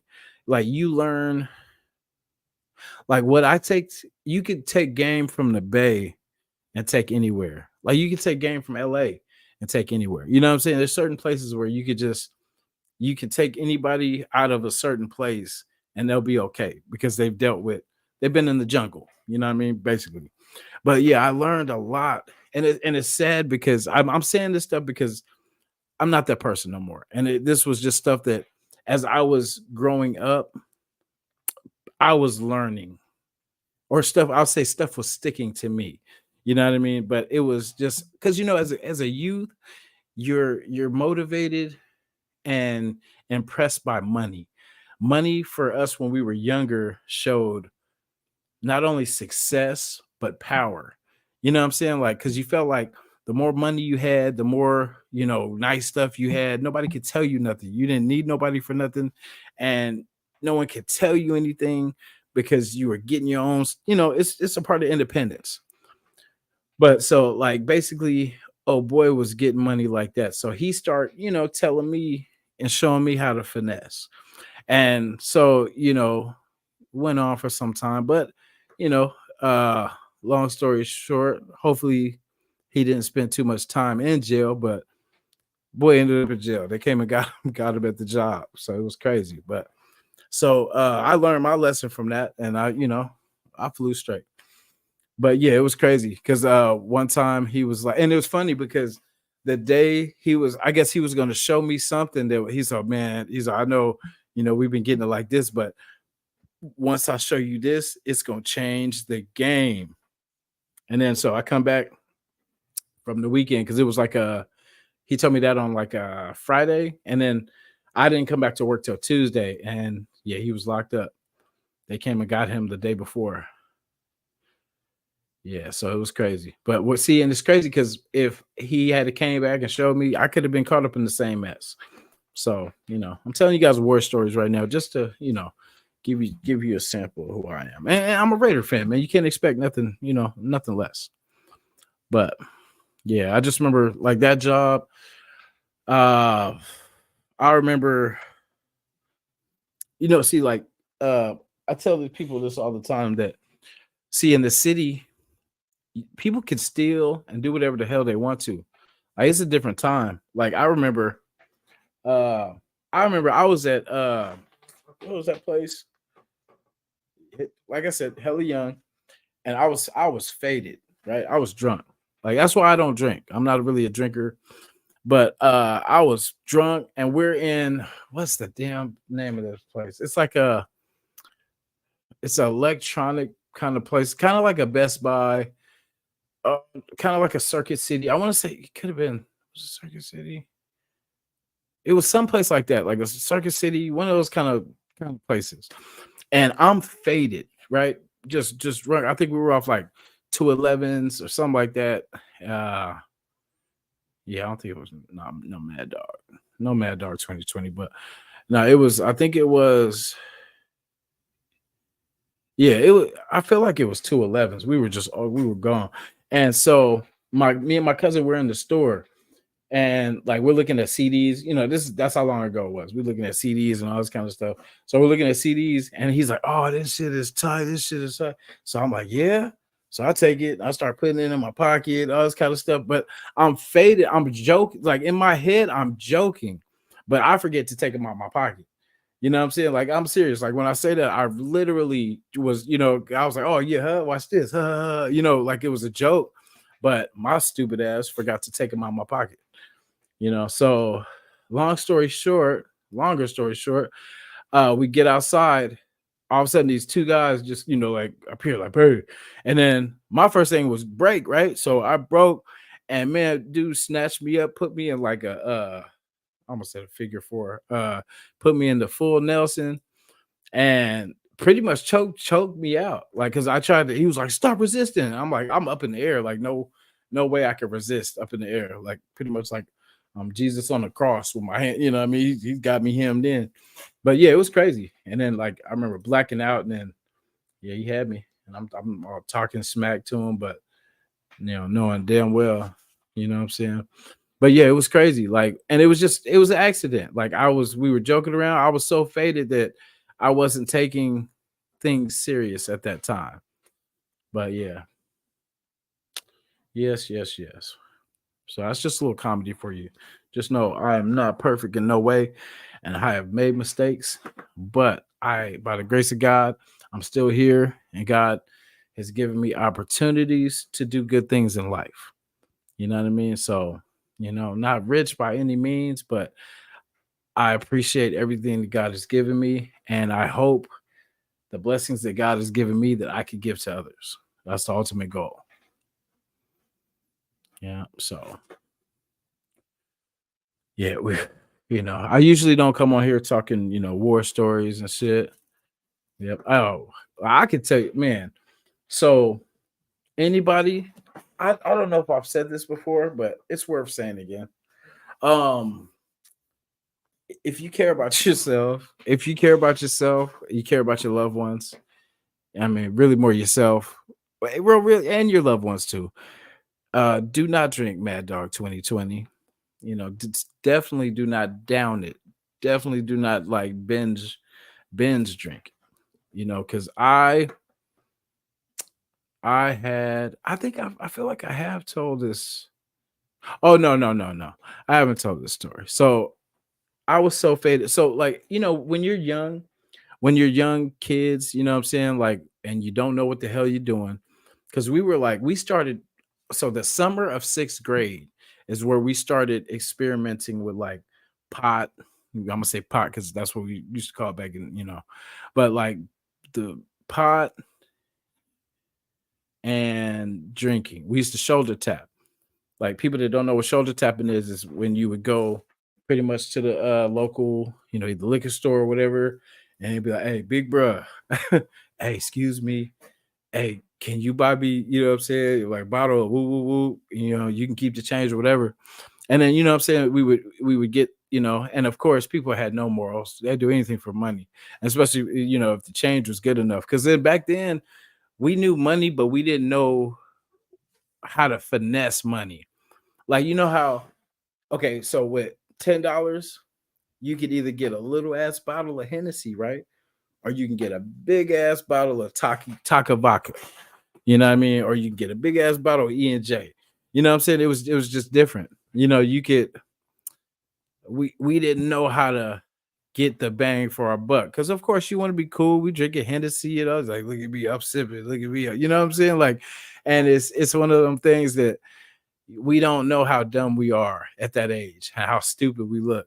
So like we used to shoulder tap, or if we that's if okay, so our number one go-to was our boy Reggie. Like he was the janitor at our school. And basically he would, we would gather up all our money, like lunch money or whatever, and then like if we can get like $20 scraped up together, we would get a bottle and then get a sack. You know what I mean? And we young, so like shit, a dime or a dub will go a long way. But yeah, we would get pretty much. We were so dumb that we would get liquor, or sometimes I remember one time we couldn't get liquor because the store we went to didn't have like actual like hard liquor, but they had like champagne, wine, beer, stuff like that. So we got a whole bunch of what's that shit called? I think it's brute. The big ass bottles of brute champagne, and then we all compete. That's how dumb we were. Like as kids, all we did was compete to see who can finish theirs first, and who can down their bottles. You know what I'm saying? Like, cause I mean, but the winner was usually the loser at the end of the night. So like we had there was a we got a bunch of because I feel like they were like $4 a piece or $3 a piece, something hella cheap then. But the Mad Dog 2020s. If anybody knows Mad Dog 2020 and has had a Mad Dog 2020, you probably shivered when I said that name. Like I've had the worst night of my life off Mad Dog 2020. It was an adventure too. It was an epic one. I almost died too. I ended up in the hospital, long story short. But so we all buy, I think it was like 7 bottles altogether. And it was like was it four of us? I think like four of us. And so we're at we sneak out and we go to because I feel like it was a like Octoberish night, like Halloween, kind of close to Halloween, because like all the decorations and everything were out. And so we went to the little park because we would do the hey, can I still spend the night? Woo woo. And then okay, you better woo, and then you better call it what's the name to check in. And then as soon as we make that call, we slide in that window like hop out there, we out. So I'm not smiling because I'm condoning these behaviors, but it's just I just remember it was some good times, man, but not this night. So we go, and our favorite little spot was like this little park. We would just go there because it's you could see everything coming in. You know what I'm saying? It was kind of like where we would chill at. You're in the center, so everything you can see pretty much every angle of anything, any BS or anything coming. So it was a good spot. So we up there, and so if you've had Mad Dog, you know that Mad Dog is disgusting. It looks it looks like it'd be good, right? It looks like it would be hella, like sweet, tasty, something like that. It tastes like the cough syrup without like sweetener. You know what I'm saying? Like just raw, I'm gonna say raw cough syrup. And yeah, trying to, y'all. Trying to. But yeah, like so we're sitting there, and so it's me and my boy Joe, B, and you got my boy Pete, right? Wait, well, no, it's no, Brian. Oh, in fact, no, it was in fact, damn, I want to say, see, that's how bad, man. You guys don't drink, guys. Don't drink, don't smoke. But yeah, so basically we're there, we're sitting there getting, so but okay, before you start drinking, right? You could taste everything. You know what I'm saying? Everything you could taste every bit of, the nasty alcohol, whatever, until you start sipping some more, sipping some more, sipping some more. Then it starts to, you start to get the warm feeling, you start feeling it. You start, feeling yourself, right? So me and my boy Joe, right? We kill ours and we should have stopped there, but everybody else wasn't drinking theirs, right? So of course we're like, man, y'all bitches, you know what I'm saying? Y'all ain't drinking, you know what I'm saying? So we start drinking their bottles. Ooh-wee. And not just sipping, but hey, let's see who could chug theirs the fastest. So we do go, go, go, go, go, go, go. So there's so many points of this night after this point, right? Because this is where it goes bad. That's where it goes bad. We went to a friend's house, or a friend of a friend or whatever. And so I remember walking up to the porch of this house, them opening the door and us going to go in, making our way in. Anything in the house, I don't remember jack shit. But after I remember getting kicked out, I remember the same door, that we were making our way in. The next memory that I had was us getting kicked out. The lady, whoever the lady was in the house, was pissed off that we had made a mess or whatever. And so she's like, get out of here, you stupid, all this kind of stuff. My friend falls over in the bushes. And it's funny because we started to go walking, and all we hear is, help me, help me. And my boy's in the bushes and shit. So we pull him out of the bushes. We're all staggering drunk, like staggering, like that you're trying to walk one step forward and you're going three back. Like it was one of those. And like it was just crazy night. So a lot of the night I don't remember, but my friends made sure that they reminded me and everybody at school what went down. So I decided to take my shirt off, tie it around my head, and say that I was Tupac. So I'm rocking around like, and the area we they had like a lake or whatever. So somehow I end up in the lake. They got to pull me out the lake, give me, try to resuscitate me. I ended up going to the hospital, get my stomach pumped, all kind of stuff. Every time I heard somebody say Matt, my stomach would quiver. Every time I heard, like I literally I remember, like, I'm not even being extra on the shit. Like I remember every time I either seen the bottle or I heard someone say the word, I would how you get that burp that it would come up like alcohol, like almost like an alcohol tasting burp would come every time, and it would make my stomach quiver. You know what I'm saying? So like, if you care about yourself, please stay away from Mad Dog 2020. Drink carefully. Drink carefully. But yeah, it wasn't all bad too. Like there was just many times, like I told you, when we got the bottles of the brute champagne. So we're sitting there, and it was actually, so it's funny because we should have stopped then, because so we bought the bottles. My boy had I think he had a bottle of vodka. So he was already drinking vodka, and then he drank the whatchamacallit, he was sipping on the brute bottle and pretty much passes out in the grass. So we still had a couple bottles in our bag. So he passed out. So there was three bottles that we were all supposed to down too.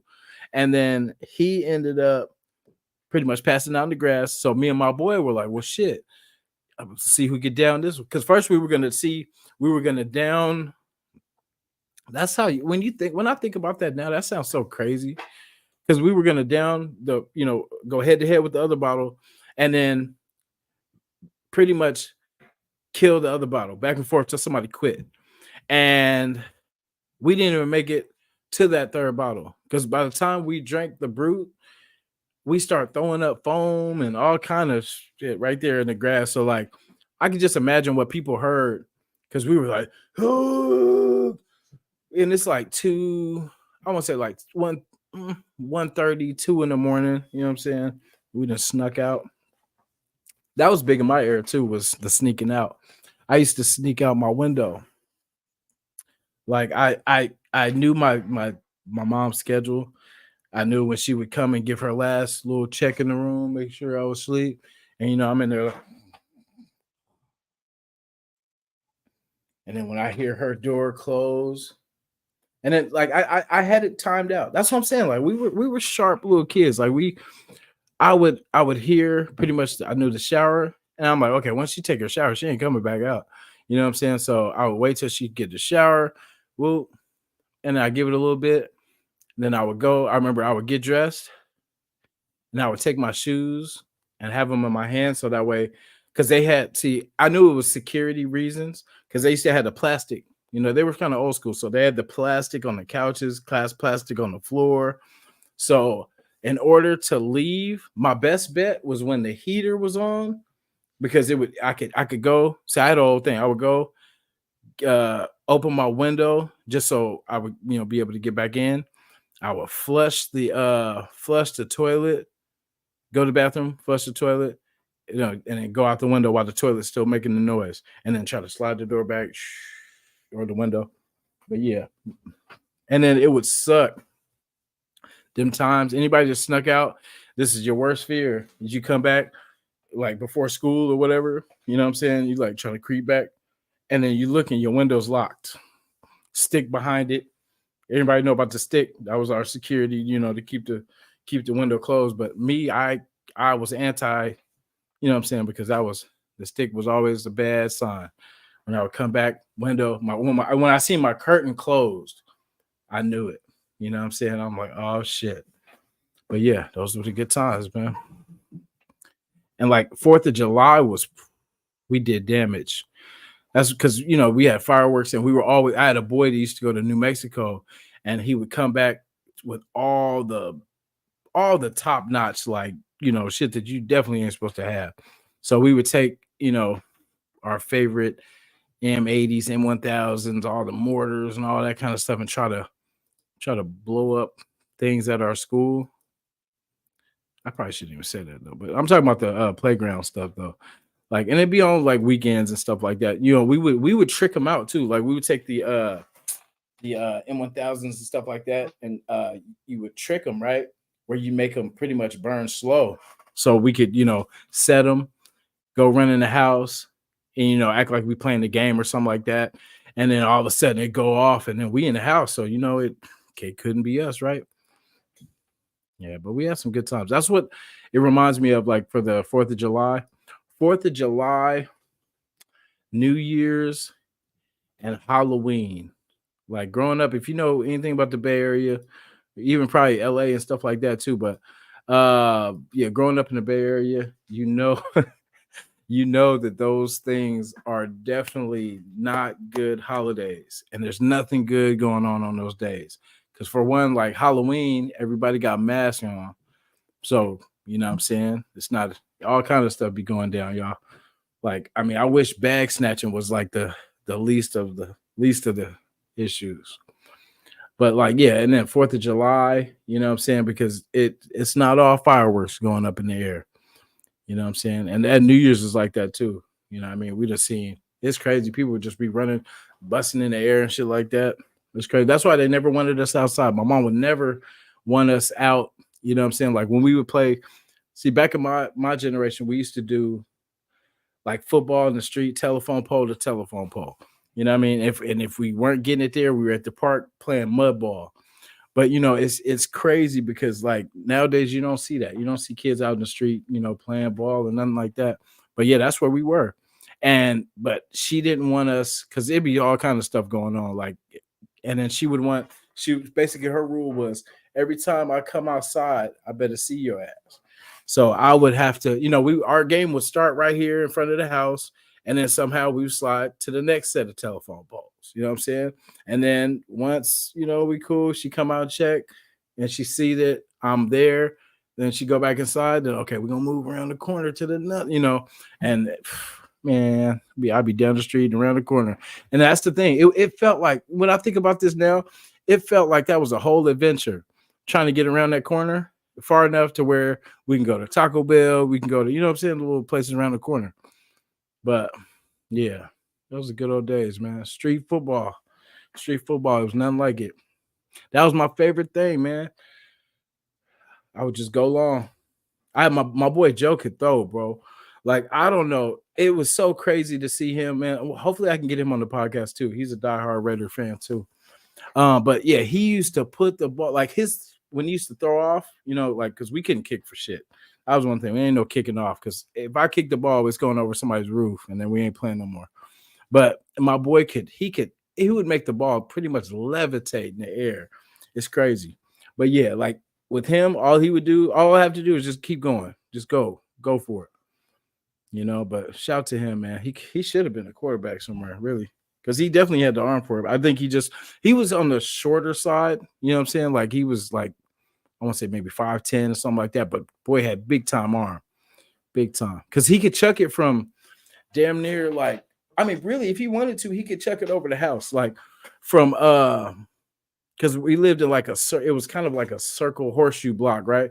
And he could literally hit from the beginning of the horseshoe and go over. He's going into the park. There's a park right behind as you come to the curve right here, that house right there, he could throw it over that house too. And that's like 1, 2, 3, 4, 5, 6, 7. That's 7 houses, which is pretty good. And especially at a young age, like we were, what I'm saying? This was like junior high, what I'm saying? Like the beginning of high school and stuff like that. So yeah, shout to Joe, man. But yeah, that was our favorite thing, man. Like as soon as I would get out of school, I'd run, take my school clothes off, of course, before I get my butt whooped. But take the school clothes off, put my backpack down. I ain't doing the homework, of course, at first, you know what I'm saying? But I would always do mine last minute, y'all. I would go pretty much the day of in class. I'm the one doing it before the teacher say, all right, your papers are in it. I'm just working on it in class. Because we would play football literally until after the street lights come on. And then right when I hear my mama said, Jay, I knew it was time to come in. So, what was it always? Last touchdown win. Go get that thing. Yeah. Yeah, she always had to find my ass for sure. Because, she would always be like, boy, you better be in here by that street light. But, sometimes, and see, that's the thing too. We play football. And then, so around the corner, like I said, we lived in it was like a horseshoe. And at the center of the like if you go to the middle of the block, there's a cul-de-sac. And there was a cat named James. And I don't even know what that dude's name was, but the guy that lived pretty much across the street from James, across the court from James, had a basketball hoop too. So he was hella cool. He would let us use his court as like a full court, but we be getting it. You know what I'm saying? Like, and I remember when you used to lower the hoop so you could dunk. You know what I'm saying? So everybody try to show off their skills and dunking, doing their favorite Michael Jordan or whatever. But yeah, it was cool. Those were the days, man. But yeah. And then see, that's the thing. Like I was the kid that wasn't allowed to go in people's houses, like because my mom was very, very protective, very like thinking that I was gonna get accused of stealing something, or they were gonna have to pay for something if I break it, or what I'm saying, or or even worse stuff, like because some sick ass people in the world, so they always thought the worst, but it was, I would have to literally sneak, you know what I mean? And then somehow, some way, my mom, not even knowing these people, would find a way to find out where I was. Because all of a sudden, like we'd be playing video games. Like back then it was we'd be playing GoldenEye, Nintendo 64, all that kind of stuff. So we playing, and then all of a sudden, ding dong. And then we're like, who's that?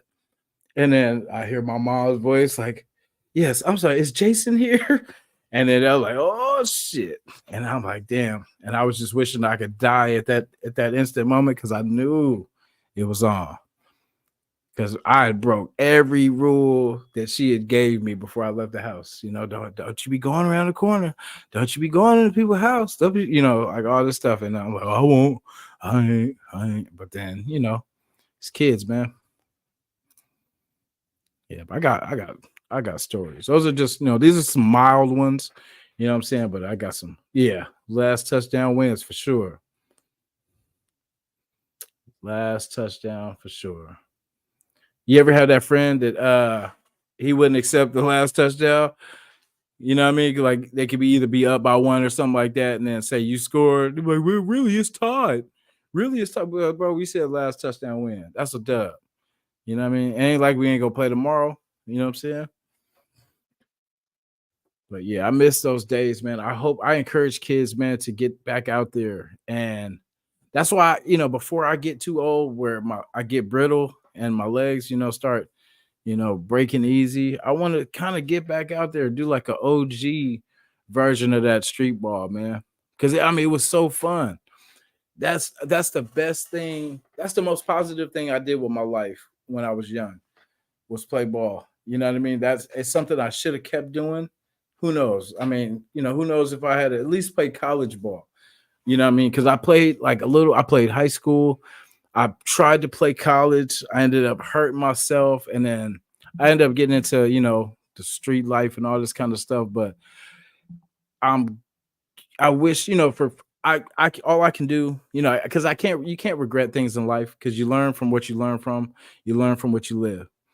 And I just encourage people to follow your dream, follow, you know, whatever you love to do it, man. Because when at the end of the day, you don't want no one in control of your life. You know what I'm saying? Like you don't want like, and that comes from you know people that get in trouble, go to jail and stuff like that. You got somebody else telling you when, what, how, you know, what time to do this, lights out, you know what I mean? All this kind of stuff when you can be in control of your own life.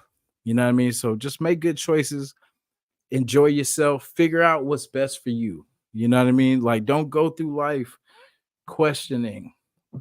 Like, believe it or not, I was wide receiver and DB. I eventually moved to safety. So I started off, I was kind of skinny when I first, you know, started playing. And as as they kind of figured out where I was kind of a little bit too small for a linebacker, but I could thump a little bit. And I wasn't super, super fast, but I was pretty quick. I had good catch up speed and I could break tackles. That was one thing I was good at was breaking tackles. But yeah, I did a little kick return too, which we used to call Suicide Squad. But it was cool. It was nothing like it, man. It was nothing like it. I love the rush of like, because you can see everything coming at you. It's kind of like it's really like on some Matrix type stuff, man. But I definitely enjoy playing. My first number was 37. I thought was one of the ugliest numbers ever.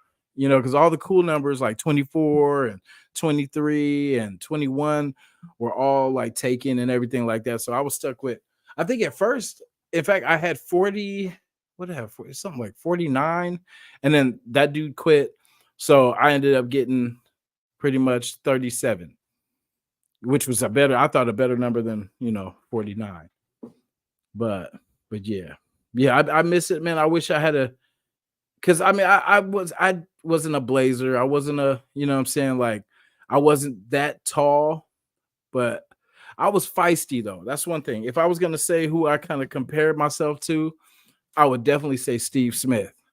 You know what I mean? Steve Smith is, and I definitely liked his game too, because he was more because I wasn't a Randy Moss. I wasn't six, you know, I wasn't that tall, that type of, you know, TO receiver. Wasn't like you know, Calvin Johnson. I was more of the Steve Smith.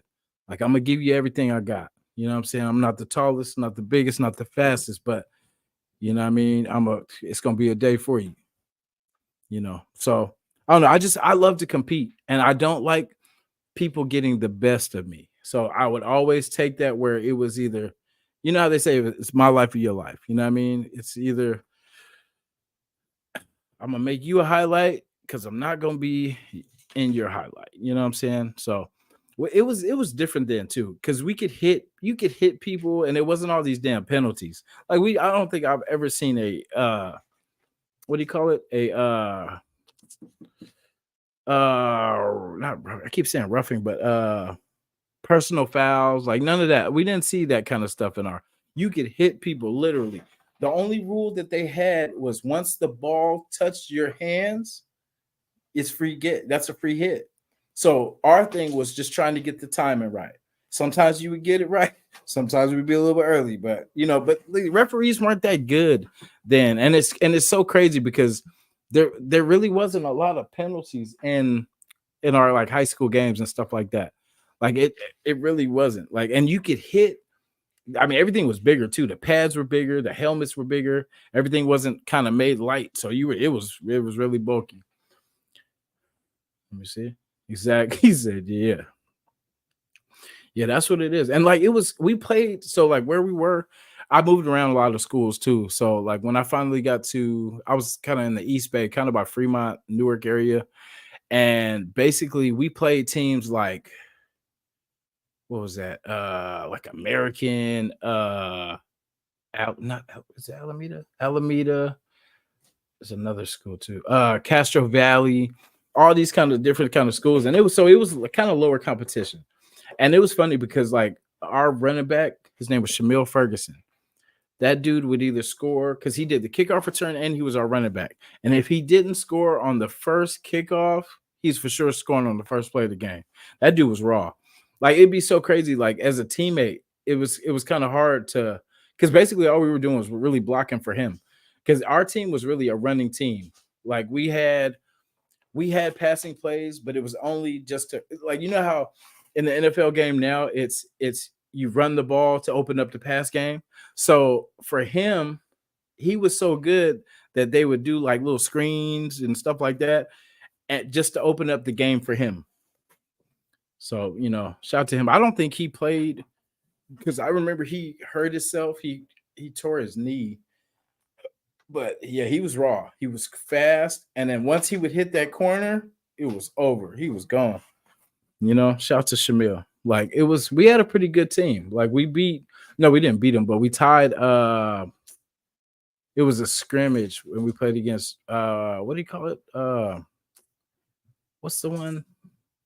Yeah, we played against Maurice Jones-Drew, and it was a school that was undefeated all the time.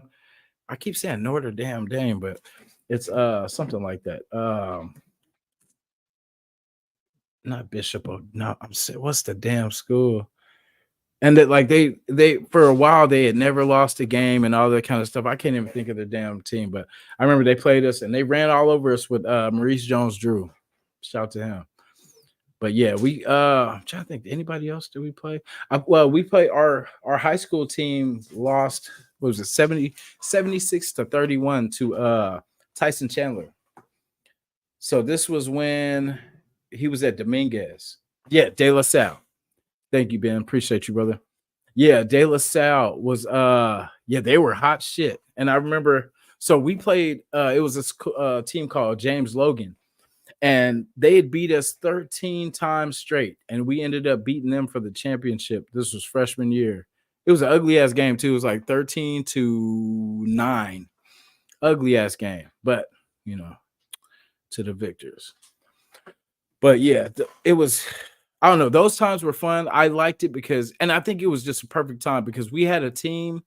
Our team was feisty. Like our team would be so fired up. Like when we're waiting to go in, we had a dude named Steve, and he would always go around like head button, fucking helmet button, trying to get us fired up. And I'm like, we don't need to get fired up. You know what I mean? I'm already fired up.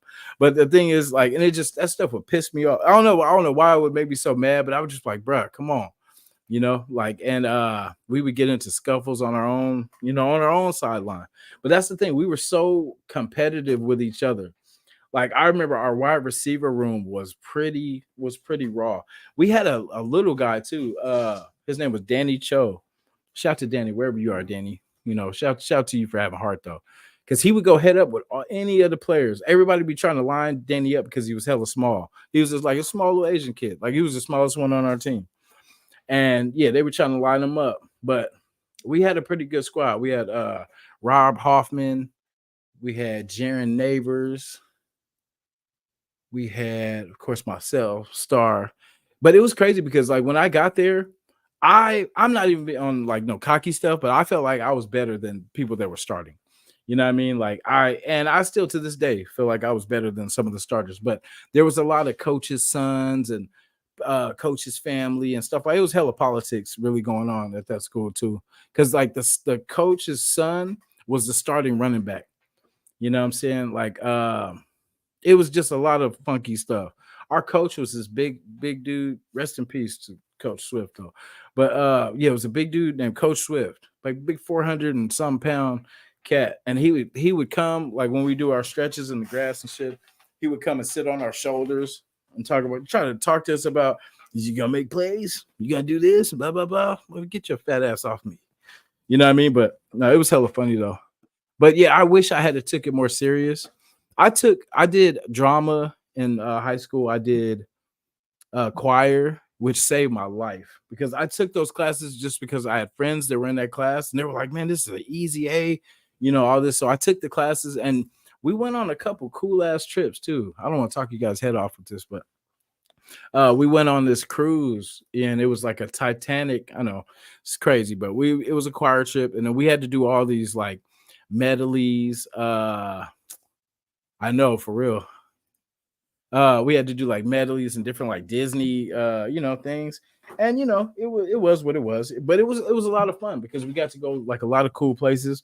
We got to compete at Disneyland, and that's another story for another day too, how we got kicked out of Disneyland that day with the school, but that's another story. But yeah, so we went on a cruise too. Like we were able to, I think at that time it was like 550. We had to sell candy, sell, whatever we could to try to get enough money for the trip.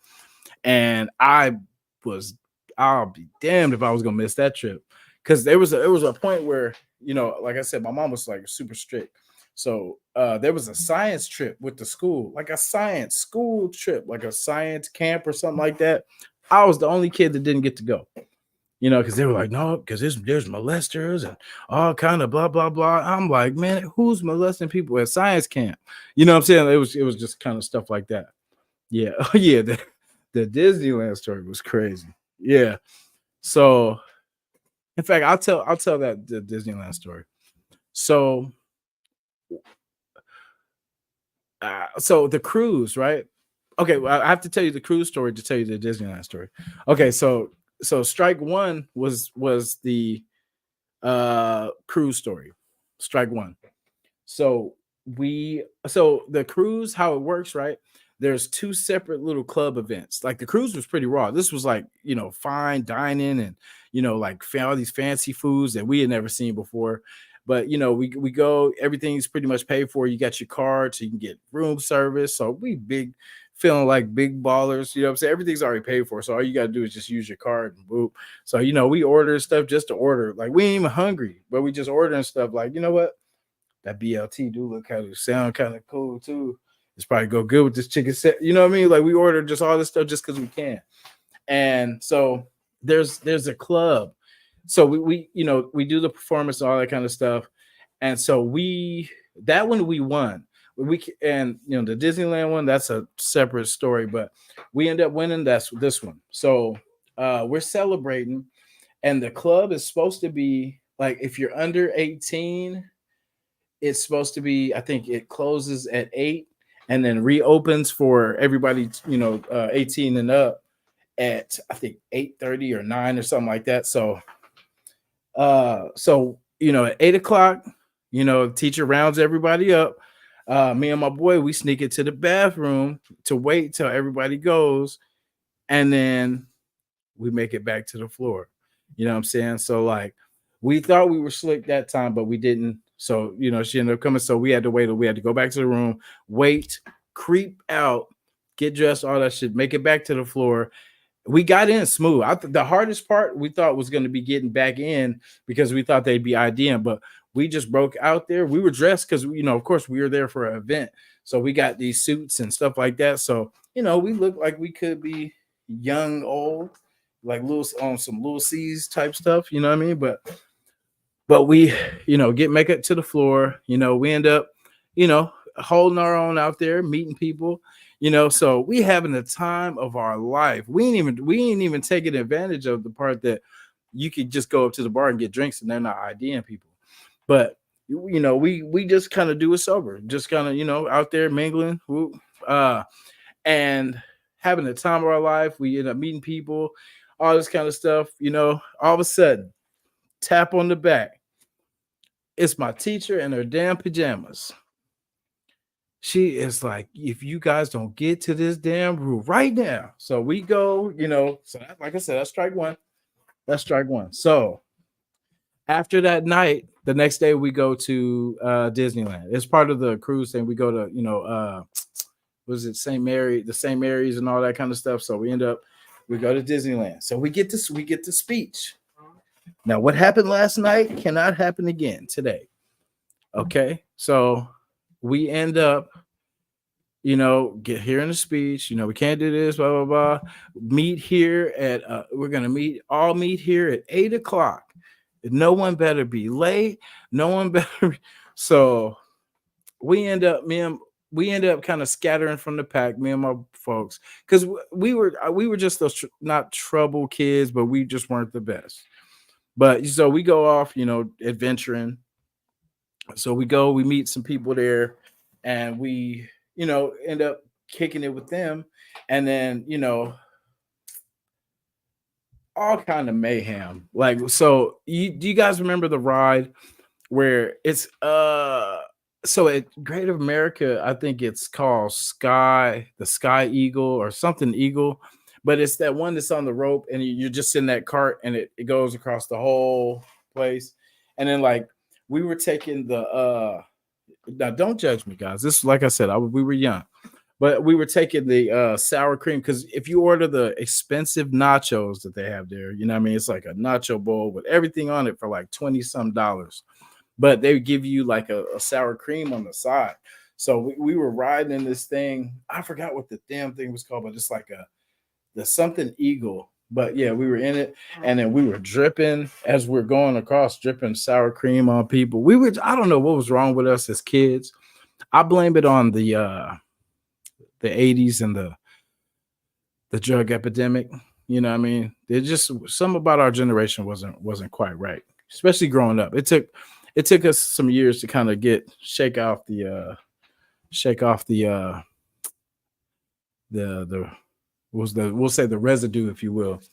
But yeah, it was, I don't know. At that time, it seemed like the funniest thing to do, just to watch people. Because I don't know, are you guys people watchers? Because like I could definitely say I'm a people watcher. I like to trip off people. I like to see people when they get like angry. For some reason, it's funny. When, not saying every situation, but I'm saying like for most part, when people get upset, it's just funny sometimes because they get flustered. They get, you know what I'm saying? So like it would just be funny just to see people get hella mad and then they really can't, either get to us or whatever. But yeah, so yeah, we end up kicking it, and so we end up having we just ended up having the time of our life. Um, we look around at the clock and all this kind of stuff, and it's like 10, 13, 10, 20, and we're like, what time were we supposed to be there? I think you said I think you said 8 or 8:30 or something, so we're walking around, and it seems like the faster we're walking, the farther we are from where we're supposed to be. And I think when I think about it now, I think it was nerves, because I knew we were in trouble, right? And I knew no matter how fast we walked, I wasn't gonna get there at 8:30. Know that. So it was. Let me see. Why is Dwayne Johnson the only person on the planet that can make a lesbian straight? Because rock beats scissors. Nice. Yeah. So like I already knew pretty much we were already late. But man, you talk about the death stare. Like we make it to the front where the front circle where we're supposed to meet up. Man, I've never seen nobody so mad. She was pissed. And this is the sweetest teacher ever. You know what I'm saying? She is a sweetheart. And this is the only even like the night before was the where she had to come and get us off the dance floor at the at the cruise. So now we're at Disneyland after she was so nice and she didn't even make that a big deal. She didn't even say nothing really. She didn't even tell on us or nothing like that. She kept it solid. And you would think, hey, she looked out for us.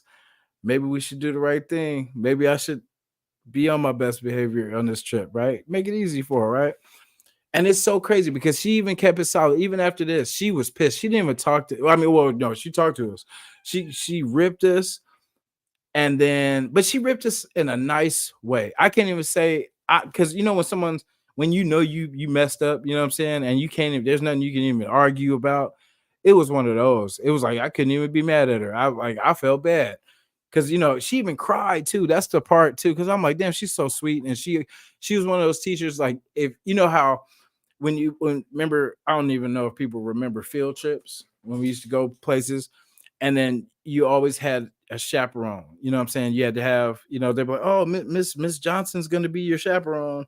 You guys have to stay with her. This group's going to be with Mr. Davis, and you know what I'm saying. You were always hoping for that good substitute or that good chaperone that ain't tripping, that ain't gonna be micromanaging, and "Hey, you guys can't do that now." But you know what I'm saying, they'd be, you get that cool person that they ain't tripping, they cool, they daughter go to the school, so they don't be tripping.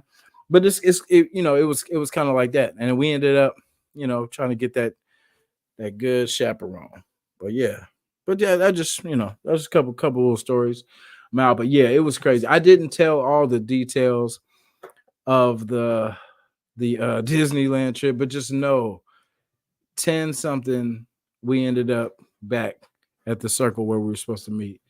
And the whole time, so when we go back to school, I spent like at least 3 months waiting for the trouble to come, thinking that okay, they're gonna call me into the office anytime. They're gonna get they're gonna get me. But yeah, but it was fun, man. Those were good times. I wish I had took a lot of stuff a lot more serious, but I tell my daughter just please learn from everything that I learned and don't do the stupid stuff that I did. But that's all a part of growing up, man. Because it's like everybody's gonna make mistakes, everybody's gonna mess up. No one's gonna be perfect. But the part about making mistakes is getting better from them, learning from them.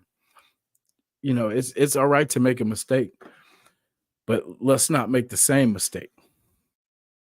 Because that's like if I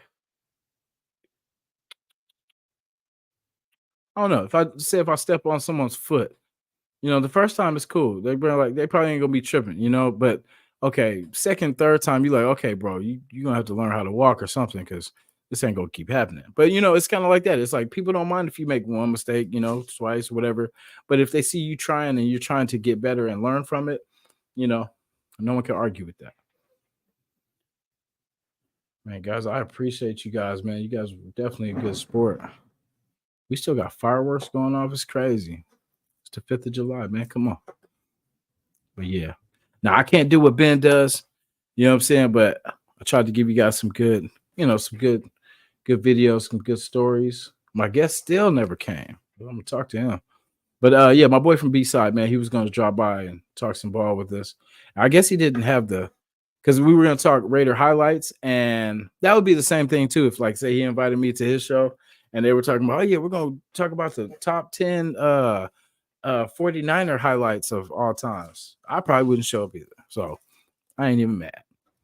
But yeah, I appreciate you guys, man. And more stories on the way. Like I said, I'm gonna open up more of myself to you guys.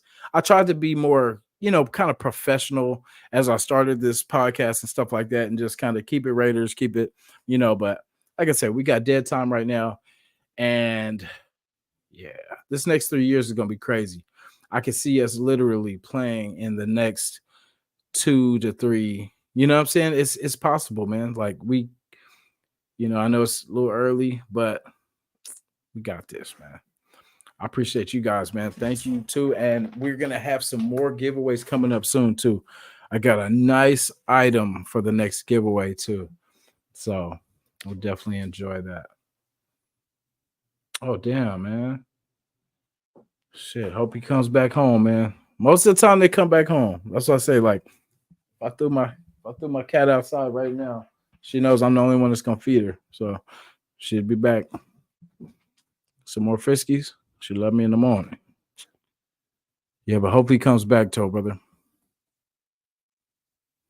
Yep. Hope everybody's having a good start to the week. It's crazy that they gave us Thursday off, but then we had to go back to work today. And it was just crazy because it felt like I kept having to remind myself that it wasn't the weekend yet. So yeah, we get to start the weekend. And like I said, I'm going out, so I will not be having a show in the morning. That's why I wanted to kind of bring this to you guys tonight. And appreciate you guys being here, most of all. And yeah, just continue, man, to do what you guys have been doing. Watch, subscribe, share. Thank you for everybody for sharing too. I appreciate that. It really means a lot. You know what I mean? So shout out to everybody. Appreciate you, Ben, for what I'm saying, letting your boy get in one time. I gotta get you on too, man. Like it's been a long time since had each other on the show. I know like you work a lot too and everything too, but we'll hook something up. Like and yeah, it's a good time, man. I am, like I said, I can't say it enough. I'm excited because I know I can feel this team is gonna be raw. Everybody, like I said, I said this last week. If you guys want to make some money, bet the over, bro. Bet the over. There's no way we're winning less than 10 games. So, I'll bank on that. And I think I will bank on that. But yeah, that's just insane that they're talking about. Because remember, they said that last year. They said, I want to say they said 5 games, and then we won what, 8? So they don't know shit. And we know our squad. And that's what I say. There's very little holes. Running back, we could say, but like I said, I'm hoping that Zamir balls out. He goes Adrian Peterson 2.0. But we will see. But yeah, until the next time, we're gonna have some good stuff coming up. Like I said, we're gonna be at the tailgate in the morning. It's gonna be an all-day thing because the game doesn't start, I think, until like 1, but we're gonna be out there like 9-ish, something like that. I say that, but it might be more close to 10, but but we're gonna be in the building. So hopefully if anyone's out there, man, definitely salute. Hit me. I'll be checking IG while I'm out there to see who's out. But appreciate you, bro. I couldn't do it like you, but you know what I'm saying? Nah, but it was cool. Like can't wait till you get back to the Friday nights, man. And yes, sir. Black Saturday. Don't miss it. Do not miss it. That's one show. Definitely don't want to be the star of the Black Saturdays, boy, on that hot list. But yeah, definitely appreciate your content, Ben. You know what I'm saying? Like one of the real ones in the game. Yeah. It's finally like for people that, definitely thank you. But people that definitely are diehards too, like this is gonna mean so much, guys. Like, I mean, I know if you know. This is going to be so much. All this shit talking that we've had to hear from these other franchises, all this, what are the Raiders doing? What did it, all this kind of stuff, man. It stops finally. And now it's like you got to deal with us now. It's not like, oh, we got the Raiders. That's an easy dub. Nah, it's shit. We got to deal with these boys. So, definitely looking forward to that. Definitely looking forward to that. If you know, you know. Yes, sir.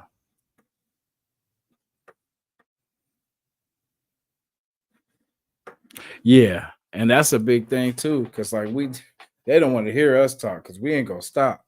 You know what I'm saying? And that's why it's kind of like I'm almost sitting with that same smirk like for Aiden, because like people just don't know that we got somebody. You know what I'm saying? Like I know it's not the flashiest, but my boy's he's gonna take that step forward. Like I feel it. Like I feel it.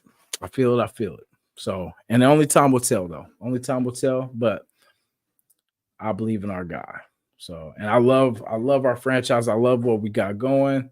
We got a good coach in there that we can all respect, that we know has been there, done that. And, hopefully he's there for a long time. Hopefully he can cement himself in with the team he's got, man. All he's got to do is just keep plugging, keep adding, keep stacking, keep building. And we will be all right. We'll be all right. And the one thing we don't have to worry about is our special teams for sure.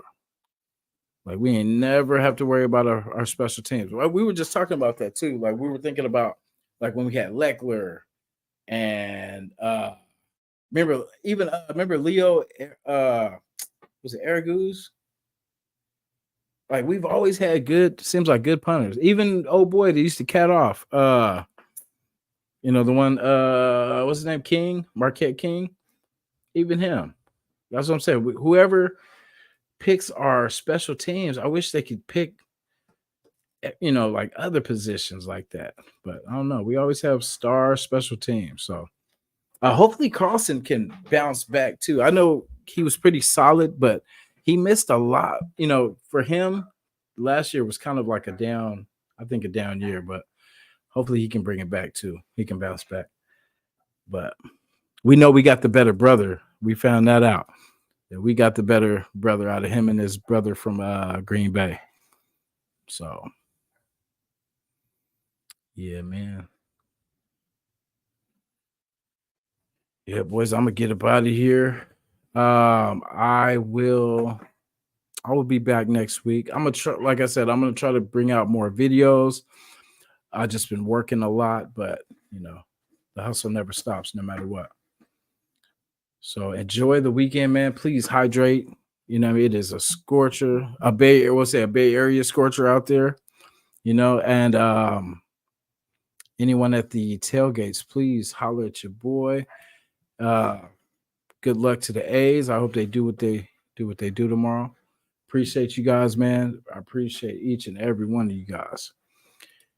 And until the very next time, Raiders, let's go.